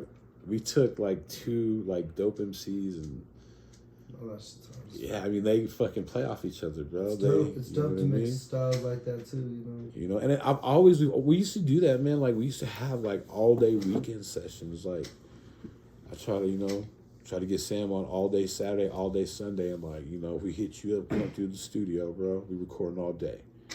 You know, It wasn't no take some shit home and I'm gonna write to it. We writing this shit right now. Right here, drop this shit right now. Drop like, yeah, and it's crazy because like that's all I've ever known is to write that shit right there and drop it. Like, you know what I mean? All right. I've never really, honestly, that I could think of. I've never had anyone like do a verse and then come and like try to redo it or want to redo it. You know what I mean? It was all just for knocking it out. Just get it out the way. Yeah. Yeah. And then just like I'm trying to think what came after that. I don't think I think that was mine and Sam's last joint was that Deca. We finally kind of finished that shit up, bro. Okay. And I think that was the last shit that we did. And what year was that? Probably 2008. You know? Okay. I'm not really sure. I have to look. And then I want to say, was that it? There has to be a couple in there. I'm missing something. I don't know. Then I did this, like I said, the last kind of project I ever put out with Contact again, and this cat 6 o'clock. He brought me this cat 6. He was dope. I already know Contact is dope. You know what I mean? And like they're bringing a bunch of beats, and I didn't even mention that like Des the Man No, that was like half and half. Des the Man was half original production, half, industry beats. Mm-hmm. Be Black, the Drama Kings, that was all original production. We got 20 producers on there.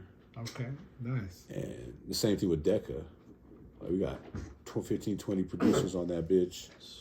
You know what I mean? 10 features, you know what I mean? Mm-hmm. And then the 6 o'clock and shit, he's the one that brought even better beats like Monster Mike and just some crazy shit, bro. And like they kind of, that shit is crazy to me because every song is different. It kind of tells like a little bit of a story. But it's just like everything fucking bangs. There's like the song with Foe on there is a fucking banger. Like the song with Sid Fly is a banger. Like I want to like play that shit sometimes, but he says some foul ass shit. Where like nowadays, he's like slide right now. Nah, he says like this word like 3 times. Like and it's not like talking shit, but it's like talking shit. And then to top off that last project, I did a song called Mile High Kings with 20 people on it. Mm-hmm. Damn. Every hood in Denver. Song. Nice. Only 8 bars. Okay. Distract from Colorado Springs. But that shit, that was a mission, a project right there. It wasn't a mission, but it was a project that I wanted to do, man. A little bit of a mission, I'd imagine, working with all those people. It really wasn't, man. It just started coming together. It really started coming together. Like, what's funny is there's a lot of people I asked that wouldn't do it. I ain't gonna say no names, but there's a lot of people. Like, if you listen to that song and you say, why is that person not on there? It's because they didn't want to be on there. Right. Even the homie Dez, like, he was my homie, and, like, for some reason, like, I couldn't get him on it. For real. But any big person at that time, they said it was a stupid idea. Mm-hmm. Which is funny as fuck, because probably 10 years later, someone did something like that.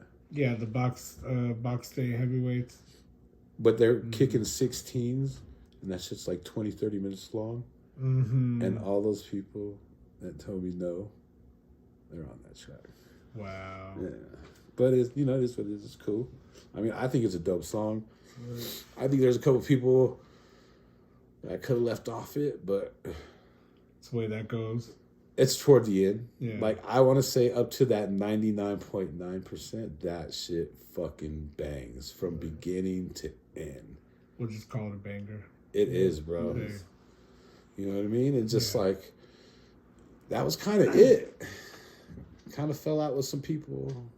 Kind of got tired of shit. You know what I mean? Like, just, I wanted to continue what I was doing, but like in a little bit of a different direction. Okay. And if you look at what I've done, like, everything's been exclusive. All exclusive content from just the very beginning, bro. You know what I mean? I almost got into it because somebody stole some tracks from me. Like, I had to kind of chill. Like, I was already, like... ready to do it. Yeah, they kind of, like, they didn't pull the okie doke on me, but, like, fucking Sam, like... I don't know if he gave him some shit on accident, but they gave it to somebody else. And they put that shit out. And I was furious, bro. I was ready to fuck some fools up. Like... But it was just like, I just never fuck with you. Fuck with that fool again, you know what I mean? Unfortunately. That's the way that goes. But from that exclusivity, man, from day one, another thing besides the collecting and everything, man, I always document all the shit we do. So I have all the footage from all our shows, the studio, recording shit, freestyles, Dent freestyling fucking million times, you know? So I'm like, people are digging the music, but how do I get them even more? I'm like, well, they hear the shit, but now they want to see the shit. All right. So I started making DVDs. And I was bringing you now even more, though. I wasn't just doing the music. I was doing in the graffiti, this, that, anything to kind of do with hip-hop. Like, what we're doing right now is what my DVDs were like 10 years ago. Okay. Interviews at my crib. Interviews at the wall. I did an interview with Jer, you know what I mean? Kingdom at the crib. He freestyles. I got the fucking my shit playing on the TV while he's doing this shit. You know what I mean? I always try to catch the in video. You know what I mean? Yeah. Like basically doing the same shit. And then I started getting down with all the graffiti homies, man. Like, because I've always been fascinated by graffiti. I thought it's been dope. All right. And I remember like the first kind of time I really seen it in Denver is like I moved back and I started seeing codes every week, burners everywhere. Shout out to Coves. Yeah, he lived in the hood. You know what I mean? Like he lived in Swan or some shit like that, but he was getting it. And it was, like I said, this wasn't normal shit. This shit was burning. And I don't know if you remember the Winnebago he did off the highway. That shit was cold, bro. So I'm like doing the DVD, and I'm like, well, there's graffiti everywhere. Let me start, putting that in the DVD. So I started here and there, kind of bumping some people here and there. And one of the first cats I met, this is funny, is I want to say like Dread was probably down with them, like Dread, Wiser, and Cans. They were doing all their little painted on hat shit. Yeah, I remember those. Yeah, it was called YNIG. It was Your Name in Graffiti. Yep. Nice. Yeah. And I kind of met those cats, and they were cool. They weren't really like, you know what I mean? They were on some different shit about making money and shit like that. I want to say like, on some weird shit, like, I bought this, like, it was a full board, painted like a panel. I don't know, I like found this shit on Craigslist or some shit, bro. And this fool had like a Coles one, and he had another one, and he had this one that this other fool did. And I went down to his crib because I wanted to buy one. And he told me, like, for this one, like, $50. I'm like, all right, cool. I don't know why the fuck, you know what I mean? I'm going to hang up my crib. He delivered and everything, full big-ass piece of plywood, bro. Yeah. Nice. You know what I mean? I wanted the Coles one, but he had sold it. And he didn't sell for much, bro. He sold, like, you know what I mean? And then just, like, through them, I met this cat Payer on the toy walls on steel. That was his wall. And I just kind of, that's where I grew up. You know what I mean? So I'm always over there. I'm always in the hood. And just one day going through, I seen the paint and just kind of started chopping it up. And, like, he put me on to, like, this graffiti shop that used to be the old Greenleaf on the highway. Oh. On the highway right there, that Greenleaf. There used to be, like, this white dude with glasses, and he used to have everything, bro. Crazy. And that fool kind of like just told me about that. And I just kind of started running into him. And then he introduced me to Bear. And they introduced me to Holmes. And like, this is when I was doing the video, so I'm videotaping shit. So, hey, when y'all paint, can I videotape some shit? You know what I mean? So I was kind of meeting up with them here and there, videotaping shit. And then, shit, I don't even know, bro. Like, I met some of the homies, and they started taking me on graffiti missions, bro. I'm like, you can record us. Nice. And I remember the first one, bro. I went with them. It was Alameda, and it's right down here. Alameda and that bridge, the fucking... Right by Lincoln? Nah. Is it Alameda, but where the Denny's is? Oh, yeah. Alameda, what's that, Santa Fe? Yeah, right there. Oh, right, the bridge under, right there. So you remember that billboard was right there. Okay. They like, or that little, there's a billboard, but there's like a little spot. Right, I know what you're talking about. And what's crazy is the first time I went out with these fools, they were beefing. There was all on beef with TWC, and it was fucking on. And they dissed that spot that they had. And I went out there with, I don't remember. I know Heiser is there. I know Heiser is different, but shout out. Heiser and Panel, I remember they were there. But they caught that spot and I videotaped them. Nice. And then we went and did another spot and I videotaped it. And it just kind of started happening like that. And the way I got hooked up with that is, like I said, I was doing interviews at the crib. I did an interview, like an audio interview, with Heiser and Shu. All right. And then I did one that I still have. I still have it on CD or DVD. Payer, Bear, and Reason. So this was pre-podcast. Yeah, that's way before that. Yeah. Damn. So you were doing podcasts before? Yeah, that's what I just told you. Like, I was doing this like 10, 15 years ago. Yeah. I did one at the radio station with Jonas and MDZ. And they both freestyle. All right. You know what I mean? So, yeah, I mean, and I knew Shu from a long time ago from doing music. Mm-hmm. You know what I mean? And I just, I kind of like, they came over and did this interview and it was cool. And Heiser did like this sick ass piece of my book, bro. And it was his old style, like the slanted with the drifts, bro. And it was tight as fuck. And like, he was just cool as fuck with me, bro. He's like, here's my number, bro. Hit me up. And What's up? I started going with these fools, like trying to say, videotaping. Like, I videotaped like one of the last illegal codes pieces. I went with that fool. All right. And after that was the last one he ever did, like as far as illegal shit. You know, and that was like, I got that shit on video. Nice. You know what I mean? And just, man, just like I said, we're doing the podcasting like 10 years ago. I put out 7, 8 DVDs. I was going to all the shows, so I mixed that shit in with it. All right. Getting girls on their lowriders, smoking a gang of weed. You know what I mean? Nice. And then that turned into like Lazy Sundays, which was some shit we would do once a month at my crib on a Sunday, a cipher. Everybody just pack in. Pretty much. Like, one thing about my neighbors, they never called the cops. Oh, that's dope. That's dope. Yeah, for sure. And what's funny about that shit is we had like 3 or 4 seasons maybe. And if you watch that shit or whatever, in the first season, we're smoking Reggie. Like, medical ain't even legal yet. Oh, shit. And It's all swag. It's all swag, bro.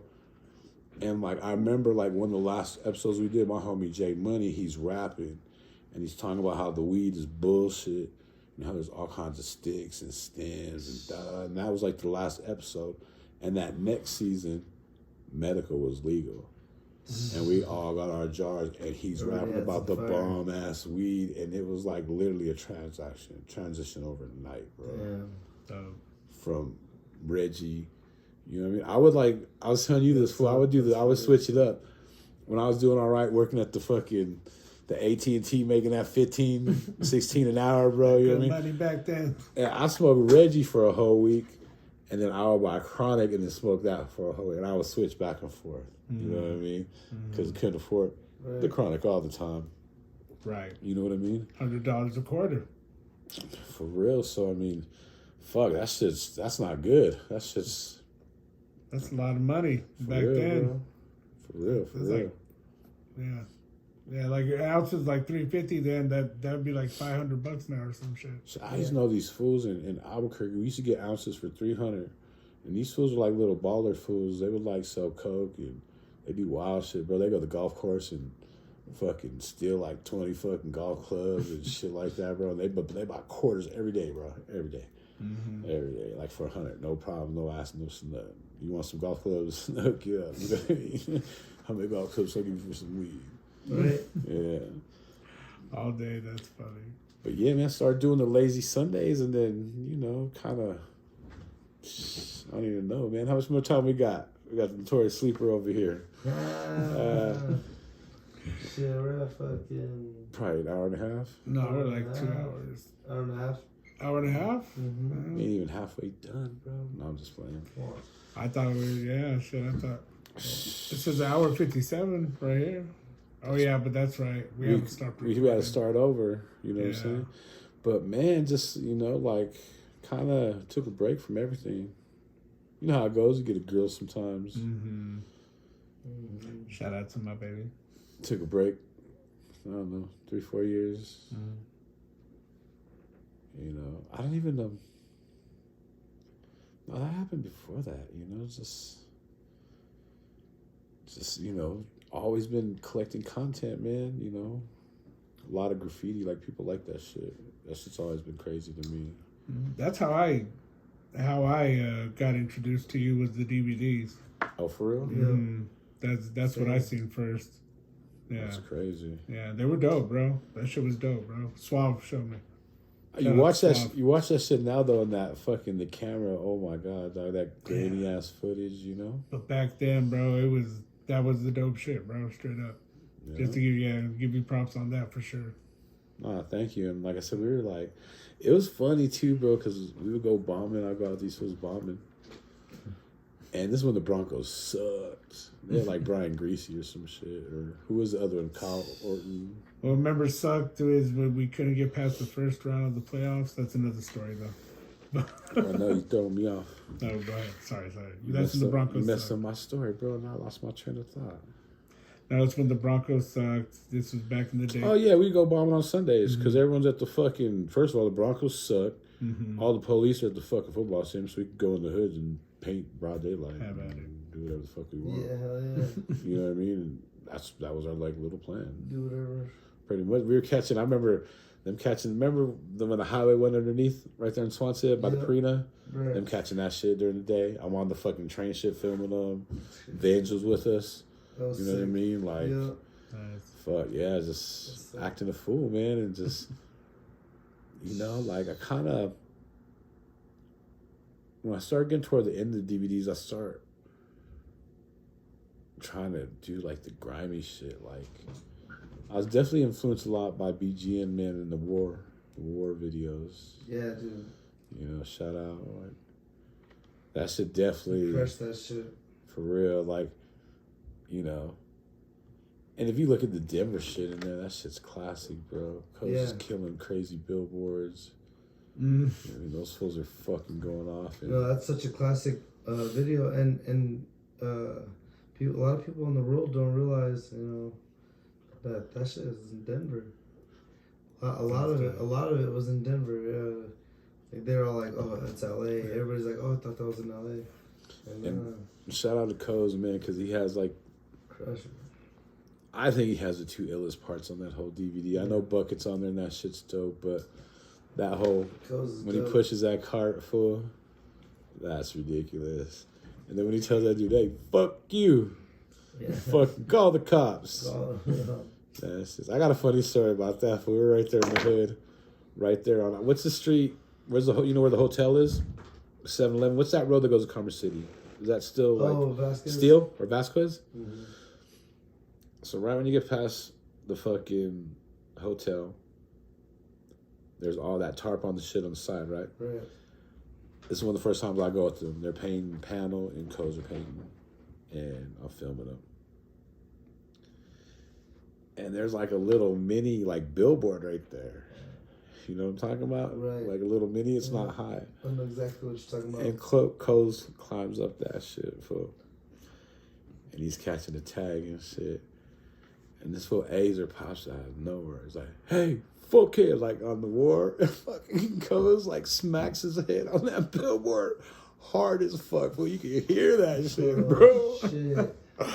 Oh, man, because he's like, this fool popped out of nowhere. Fool like, "Hey, motherfucker," you know what I mean? Like, wow, like, oh, so that fool had a big ass bump on his head. So that shit was so fucking funny, fool. Oh, I was dying. But he said that shit at the end where, you know what I mean? "Hey, fuck it. Call the cops." That's fucking that shit hilarious. was wild, bro. But, man, I don't even know where he left off from high. Shit. We were pretty much talking about the graffiti and the videos and stuff. And what was the last video you did? The last video or DVD? DVD, yeah, the DVD. Shit, I don't even. I mean, shit. How long were DVD? How long has DVDs not been around? You know, almost 10 years at least.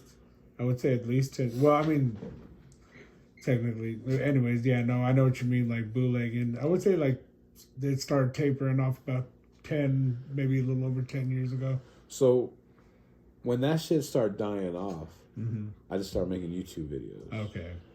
You know what I mean? Yeah. And I would just basically, you know, the homies paint a wall. Or the homies would go out. I mean, fools are always coming to town and painting this shit. Like, Right. you know, and just going places to paint, you know, like, you know? So I was making more, like, little, like, videos. If you see them, like, there'll be graffiti, there'll be some chicks, there'll be some fights.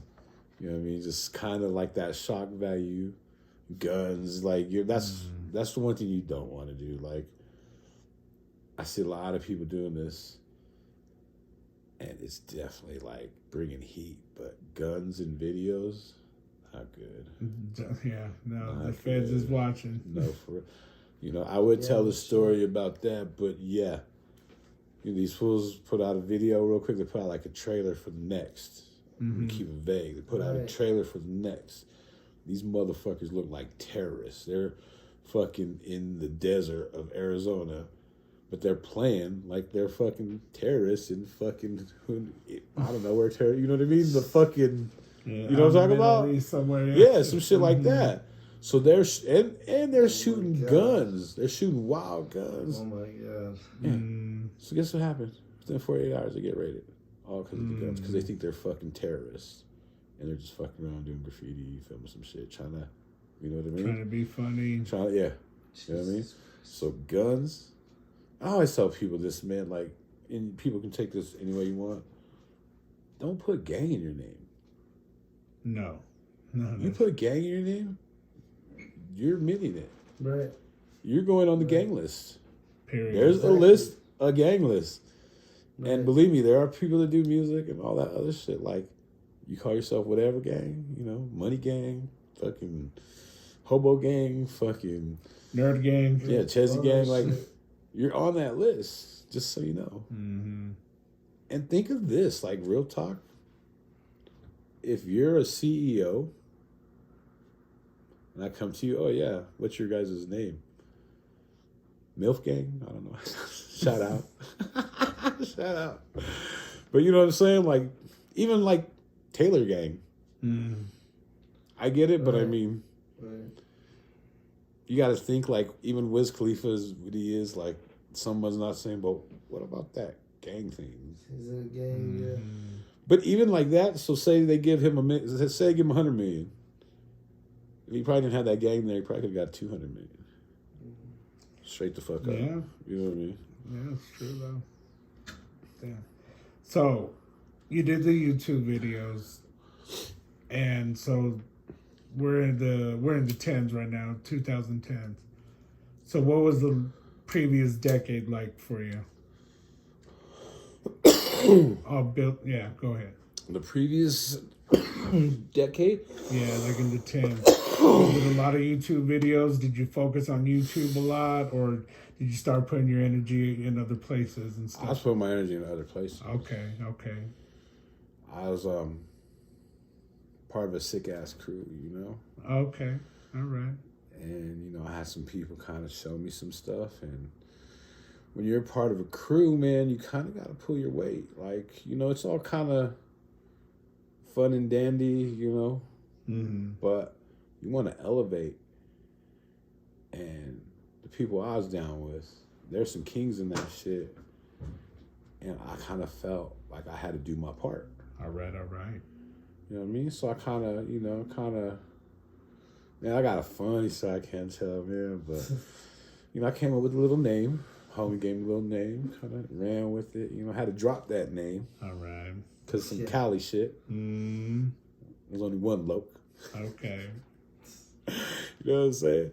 Right. And kind of like, I came up with some other shit, man, and just kind of, start putting in a little bit of work. Start off some stickers, Right. And two people that kind of really influenced me was this cat named Flex. Used to be down with the crew. He's cool, but he's not down with the crew anymore. But this cat Flex, man, he had like the illest stickers, bro. Like the illest sayings, like some shit that makes you read something or you see it, and then you're like, you know what I mean? Like, he had one sticker that said, Funk Master Flex. Sick, bro, sick. All right. He had, what was the other one? Waka Flocka Flex. One hood ass. All right. Sick fucking sticker, bro. And this fool came to Denver, and he's still with me for a couple weeks. I was taking him out, filming and shit. And this motherfucker, within a month and a half, he is fucking up everywhere. every which way you could think of. Like from stickers to tags to throwies. No pieces here and there. But, you know, like, dang, he was fucking wrecking shit. And he's kind of the one that kind of showed me a little bit or kind of told me how to kind of maybe, you know, get my sticker game going and shit like that. All right. And then, so I took his shit with the dope sayings, and then someone else that inspired me was Elab. Now, the thing with Elab is he only had one sticker, Elab yellow. Right. But you would see like 10 or 15 of them everywhere Oh, in a row. together, yeah. Okay. So my shit was like, I'm going to get a gang of stickers, gang of different. And then I'm going to put them up like Elab, but even more. So on some real shit, if like not, I've never really side bust him, but like if he's putting 10, I'm going to put 20. All Or right. 15. Like, Yeah, hell yeah. I'm gonna do it like that because it was like his shit was tight. You see one and that's cool, but when you see 5, you're like, damn. You see a whole fucking dumpster, you're like, fuck. Or you see him in some like little cuts, like they're talking about. So I was getting a million stickers, and you know, I had the fucking back then. If it was a rack shit, get sticker packs for like $10, $20. You know, buy $100 worth full. Right. Homie BGN showed me, you know, go to fucking FedEx, Kiko's, black and white, 100 of them, $5. Print that shit in 2 minutes. Yeah. You know what I mean? Yeah. And then, you know, like I told on the last one, he kind of helped me out with some shit and just kind of started doing my little thizzle, man. And, you know, went to L.A. One of the homies put me up on the wheat paste game. All right. You know what I mean? And, you know, been to L.A. quite a few times in the front line. Shit. You know, things are different now. Yeah. It's a new day. Okay. It wasn't like it was, you know, you go back, you go, what, a month ago, it was war zone. Now it's a different day. All right. Motherfuckers can breathe, not to Right, worry yeah. about shit. So I can't even imagine going out there now. Mm. You know what I mean? Because I was doing my, you know, I'm not no crazy graffiti writer, even, you know, consider myself really a graffiti writer, but when you go to LA, man, like, it's a must. Yeah, yeah. Yeah, you gotta be redoing it. Like, ain't no. It's going down right now. I got my shit to, you know, believe me. Yeah, it is. Shit, yeah. 2 months ago, as soon as I step off the plane, pick up the homie and we and some bandos giving fucking bums some money like crazy homeless fools tearing shit up in there, bro. Like, you know what I mean? Like, not even like, you know what it is? You know how LA is. You got $1. Here's 2, homie. Look out for me. Right. You know what I mean? But it was like, it was crazy, and that's how it is. But now, like I said, this is way, you can go out there and sip your pina colada and catch some shit, and, you know, it's good shit. All right. All right. All right. Getting there, right? And we getting there. Shit, man. So really, like, I don't know, did that shit. You know, pretty new, man. Like, Right. I just kind of crushed it. Yeah. Just everywhere, trying to be in, you know, just trying to always kind of bigger and better and elevated. And shit's different now, like we were talking. So, I mean, COVID was kind of fun, you know? It was lovely going to LA in COVID. All right. Wide open. $50 plane round trip, 20 people on the plane, no traffic. The only thing that sucks is getting food. You got to wait forever. Hour waiting in the drive-thru. But, I mean, it was ghost town in LA. Yeah. Straight up Hollywood Boulevard, Melrose, fucking just everywhere, bro. Like, the hoods, like, we ain't exempt. I should have started in the hood. Dang. So, and that was pretty much the 2010s for you, I would say. Or would you say? Shit. Like just Trying to putting in think. work and... I don't even know, bro, because, like,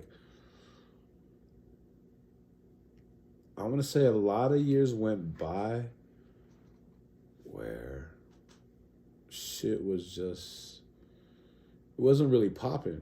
You feel what I'm saying? So, I don't know. I'm trying to think.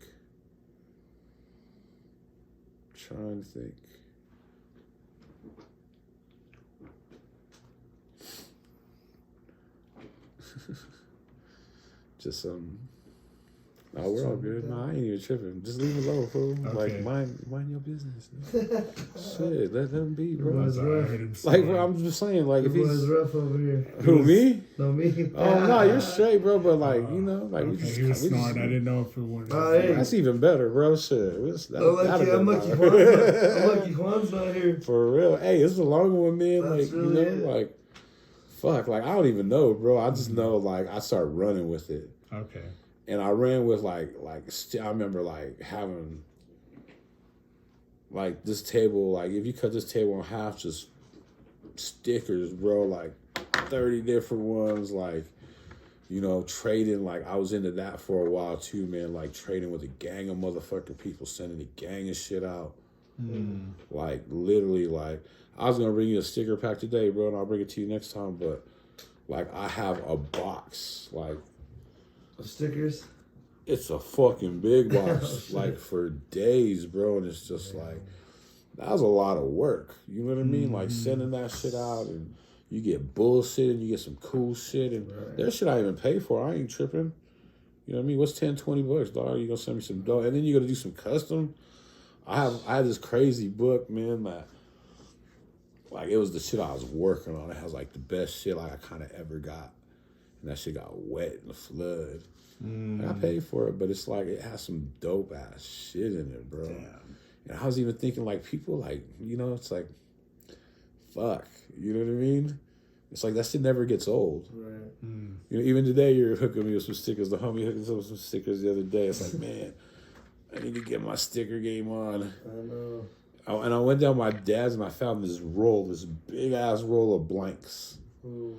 Like it's a huge roll, and the homie, or yeah, I'll say the homie, is it Tretch, hooked me up with like this little rubber, like fucking print thing. Oh, sick. So I've been fiending for some stickers lately. I might have to break Make that some, shit. yeah, bust that shit out. Just get some regular paint. I got the mold because he carved out the mold for me. You know what I mean? Like I've seen that shit today, but yeah, man, just fuck.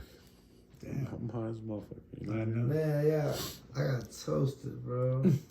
I got so high. Too. Shoot, I worked all day too. Woke up early. Well, Man, this is shit. Well, I guess we can fast forward to the now then. Till now, man, shit. Yeah, what are you into now? What's the podcast, shit. Well, what's your new hip hop though? Like, what's your the show I'm listening to locally? You know, your local hip hop, like man, historian type shit. What am I listening to right now?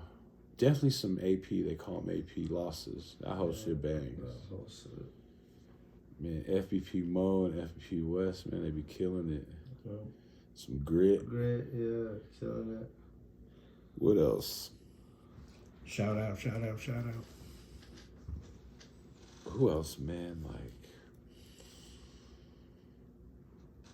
I don't know. I mean, there's a good moment there where we're getting a lot of good music in, like, you know what I mean? Like, right. bumping Ghost, Namek, you know? Yeah, there's definitely some good stuff for sure. Yeah, definitely need to kind of, if y'all here out there, y'all need to send us some music so we can hear some new shit, you know what I mean? Fuego Flames, Ralphie Sway. Yeah.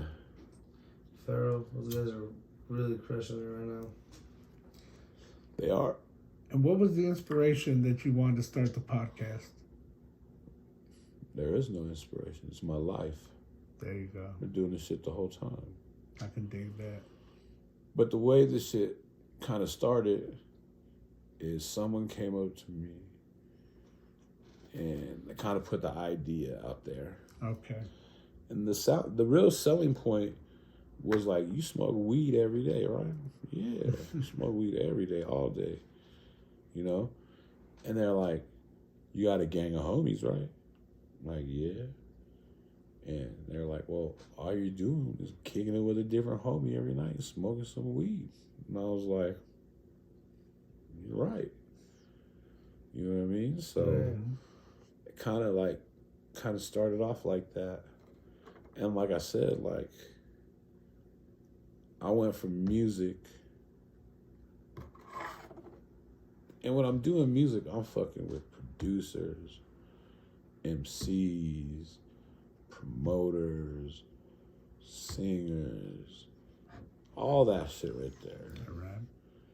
And then by doing the street art, making a little name there, starting to capture all that. Because I'm a cool guy, bro. I get along with pretty much anyone. Like, you really gotta be a fucking dumbass for me not to fuck with you.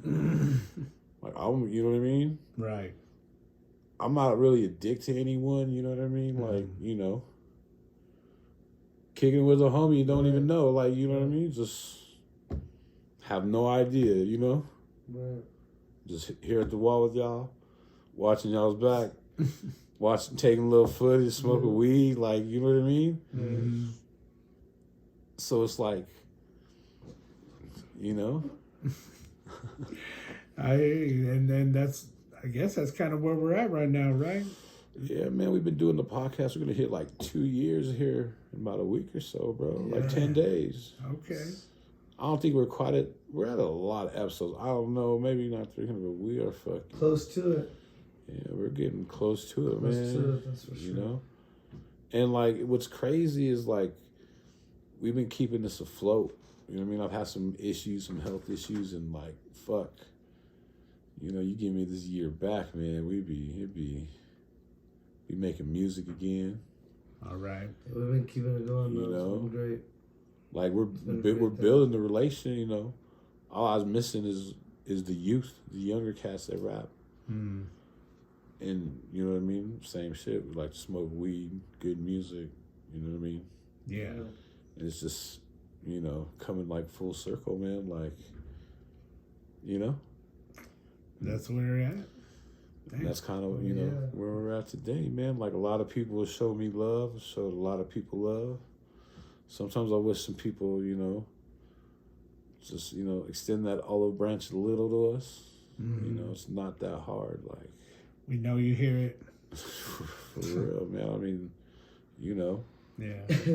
I mean, yeah, we get, you know, yeah, the city should definitely be showing love to especially to somebody like you that's put in mad work in this city for a ton of years. And man, thanks for what you did. You know, thanks for what you did for the music, what you did for graffiti, as far as the DVDs and the videos and shit. Thank you for what you're doing right now, man. Because I tell you, man, the bigger we get, who are we promoting? We're promoting all y'all out there, bro. Exactly. Like, Yep, you know what I mean? Oh, exactly. Like people that we did podcasts last week, we support I've been them, promoting that shit all fucking week. And we're not charging anyone. You know what I mean? Mm-hmm. We could, you know. Easily. Yeah, I mean, you know, I was going to say something, but pause. You scratch my back, man, we'll scratch your back. That's the way it has to work. Exactly. You know what I mean? Mm-hmm. If I do a podcast from you, studio time, my time, your time, that shit adds up, bro. Like, you know what I mean? Time is money. So don't try to charge me for beats or a verse. You feel what I'm saying? It's favor for a favor. Come on. People don't get that though, you know, and that's kind of like the disappointing part sometimes. You know what I mean? Well, it says a lot about their character then, in my opinion. I don't know who you're talking about and, you know, whatever the case may be, but that says a lot about an individual's character for sure. It's just some, you know, it is what it is. You know what I mean? Because at the end of the day, I'm going to do my shit regardless. Mm-hmm. You know what I mean? Like, and believe me, motherfucker was healthy. We got connections everywhere. We really do. Oh, yeah. You know what I mean? And it's like, you know, we just want to get this shit out there, man. We've been doing good, though, shit. Been knocking crazy shit out. Had some killer guests, man. Smoking that Be Good weed, you know? Hey, Always. shout out, Always. Be Good. Brr, brr, brr, brr. Yo, why don't you let them know where to find you? Shit, they can find me in the streets. In these streets. Social media, you got any platforms you want to Shit, I don't even know what it is, bro. You could the podcast Smoking with JoeThunder. All fucking, you know what I mean, platforms. You know the vibes. Smoking with Joe Thunder is a podcast to the IG. I don't even know, bro. Any last words? Any sayings? I'm gonna be talking forever, bro. Sayings. No, I'm just playing. Hey, What's worse? What's yeah, worse? That's worse. Oh my god. That's it. Let me think real quick. I'm all high, bro. Smoking with Joe Thunder podcast is the IG. Dropping crazy content. Dropping crazy interviews. And they're getting fucking better. Check it out. And they're, you know what I mean? Yeah, exactly. They're fucking, I can't even explain it, man. Like, there's something out there for you. Right. You know what I mean? Any final thoughts? Let me think, man.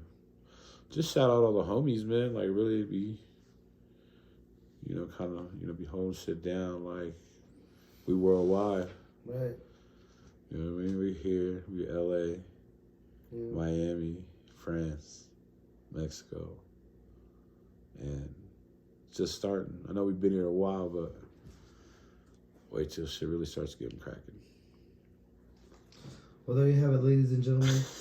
The notorious sleeper wants to go to bed. That was a wonderful podcast with Hell yeah. your one and only host of the show, Joe motherfucking Joe JoeThunder. motherfucking Thunder. Joe Deezy. Joe Tinder. Joe T. Joe Tinder. What else? Just not Joe Mama, but Joe Daddy. Joe Daddy. Peace. Space. Peace. I actually thought that was a pretty good. That was a good one. Sorry. So I knew you would do a good interview, man. I'm getting tired. I'm sorry. I was like, yo, I heard him on the mic. That's the only reason I even said anything. I was like, because I mean, I noticed you were already knocked out. Yeah. I'm kind of. Yeah, I noticed you were knocked out. When I heard it, I was like, oh shit. You just shout out King G, homie. You shout out everyone. This fool. Shout out. Shout out. Yeah. But yeah, I like, give recognition. Shout out your boy. Boy. Oh, Chris. I'm pissed, that's for sure. Chris.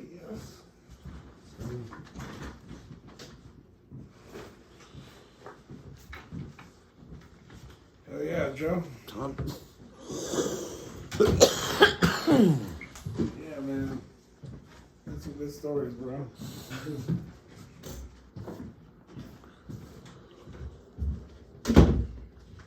You out like that? Yeah, bro, I'm fucking. I hear you. Absolutely tired. Sorry, bro.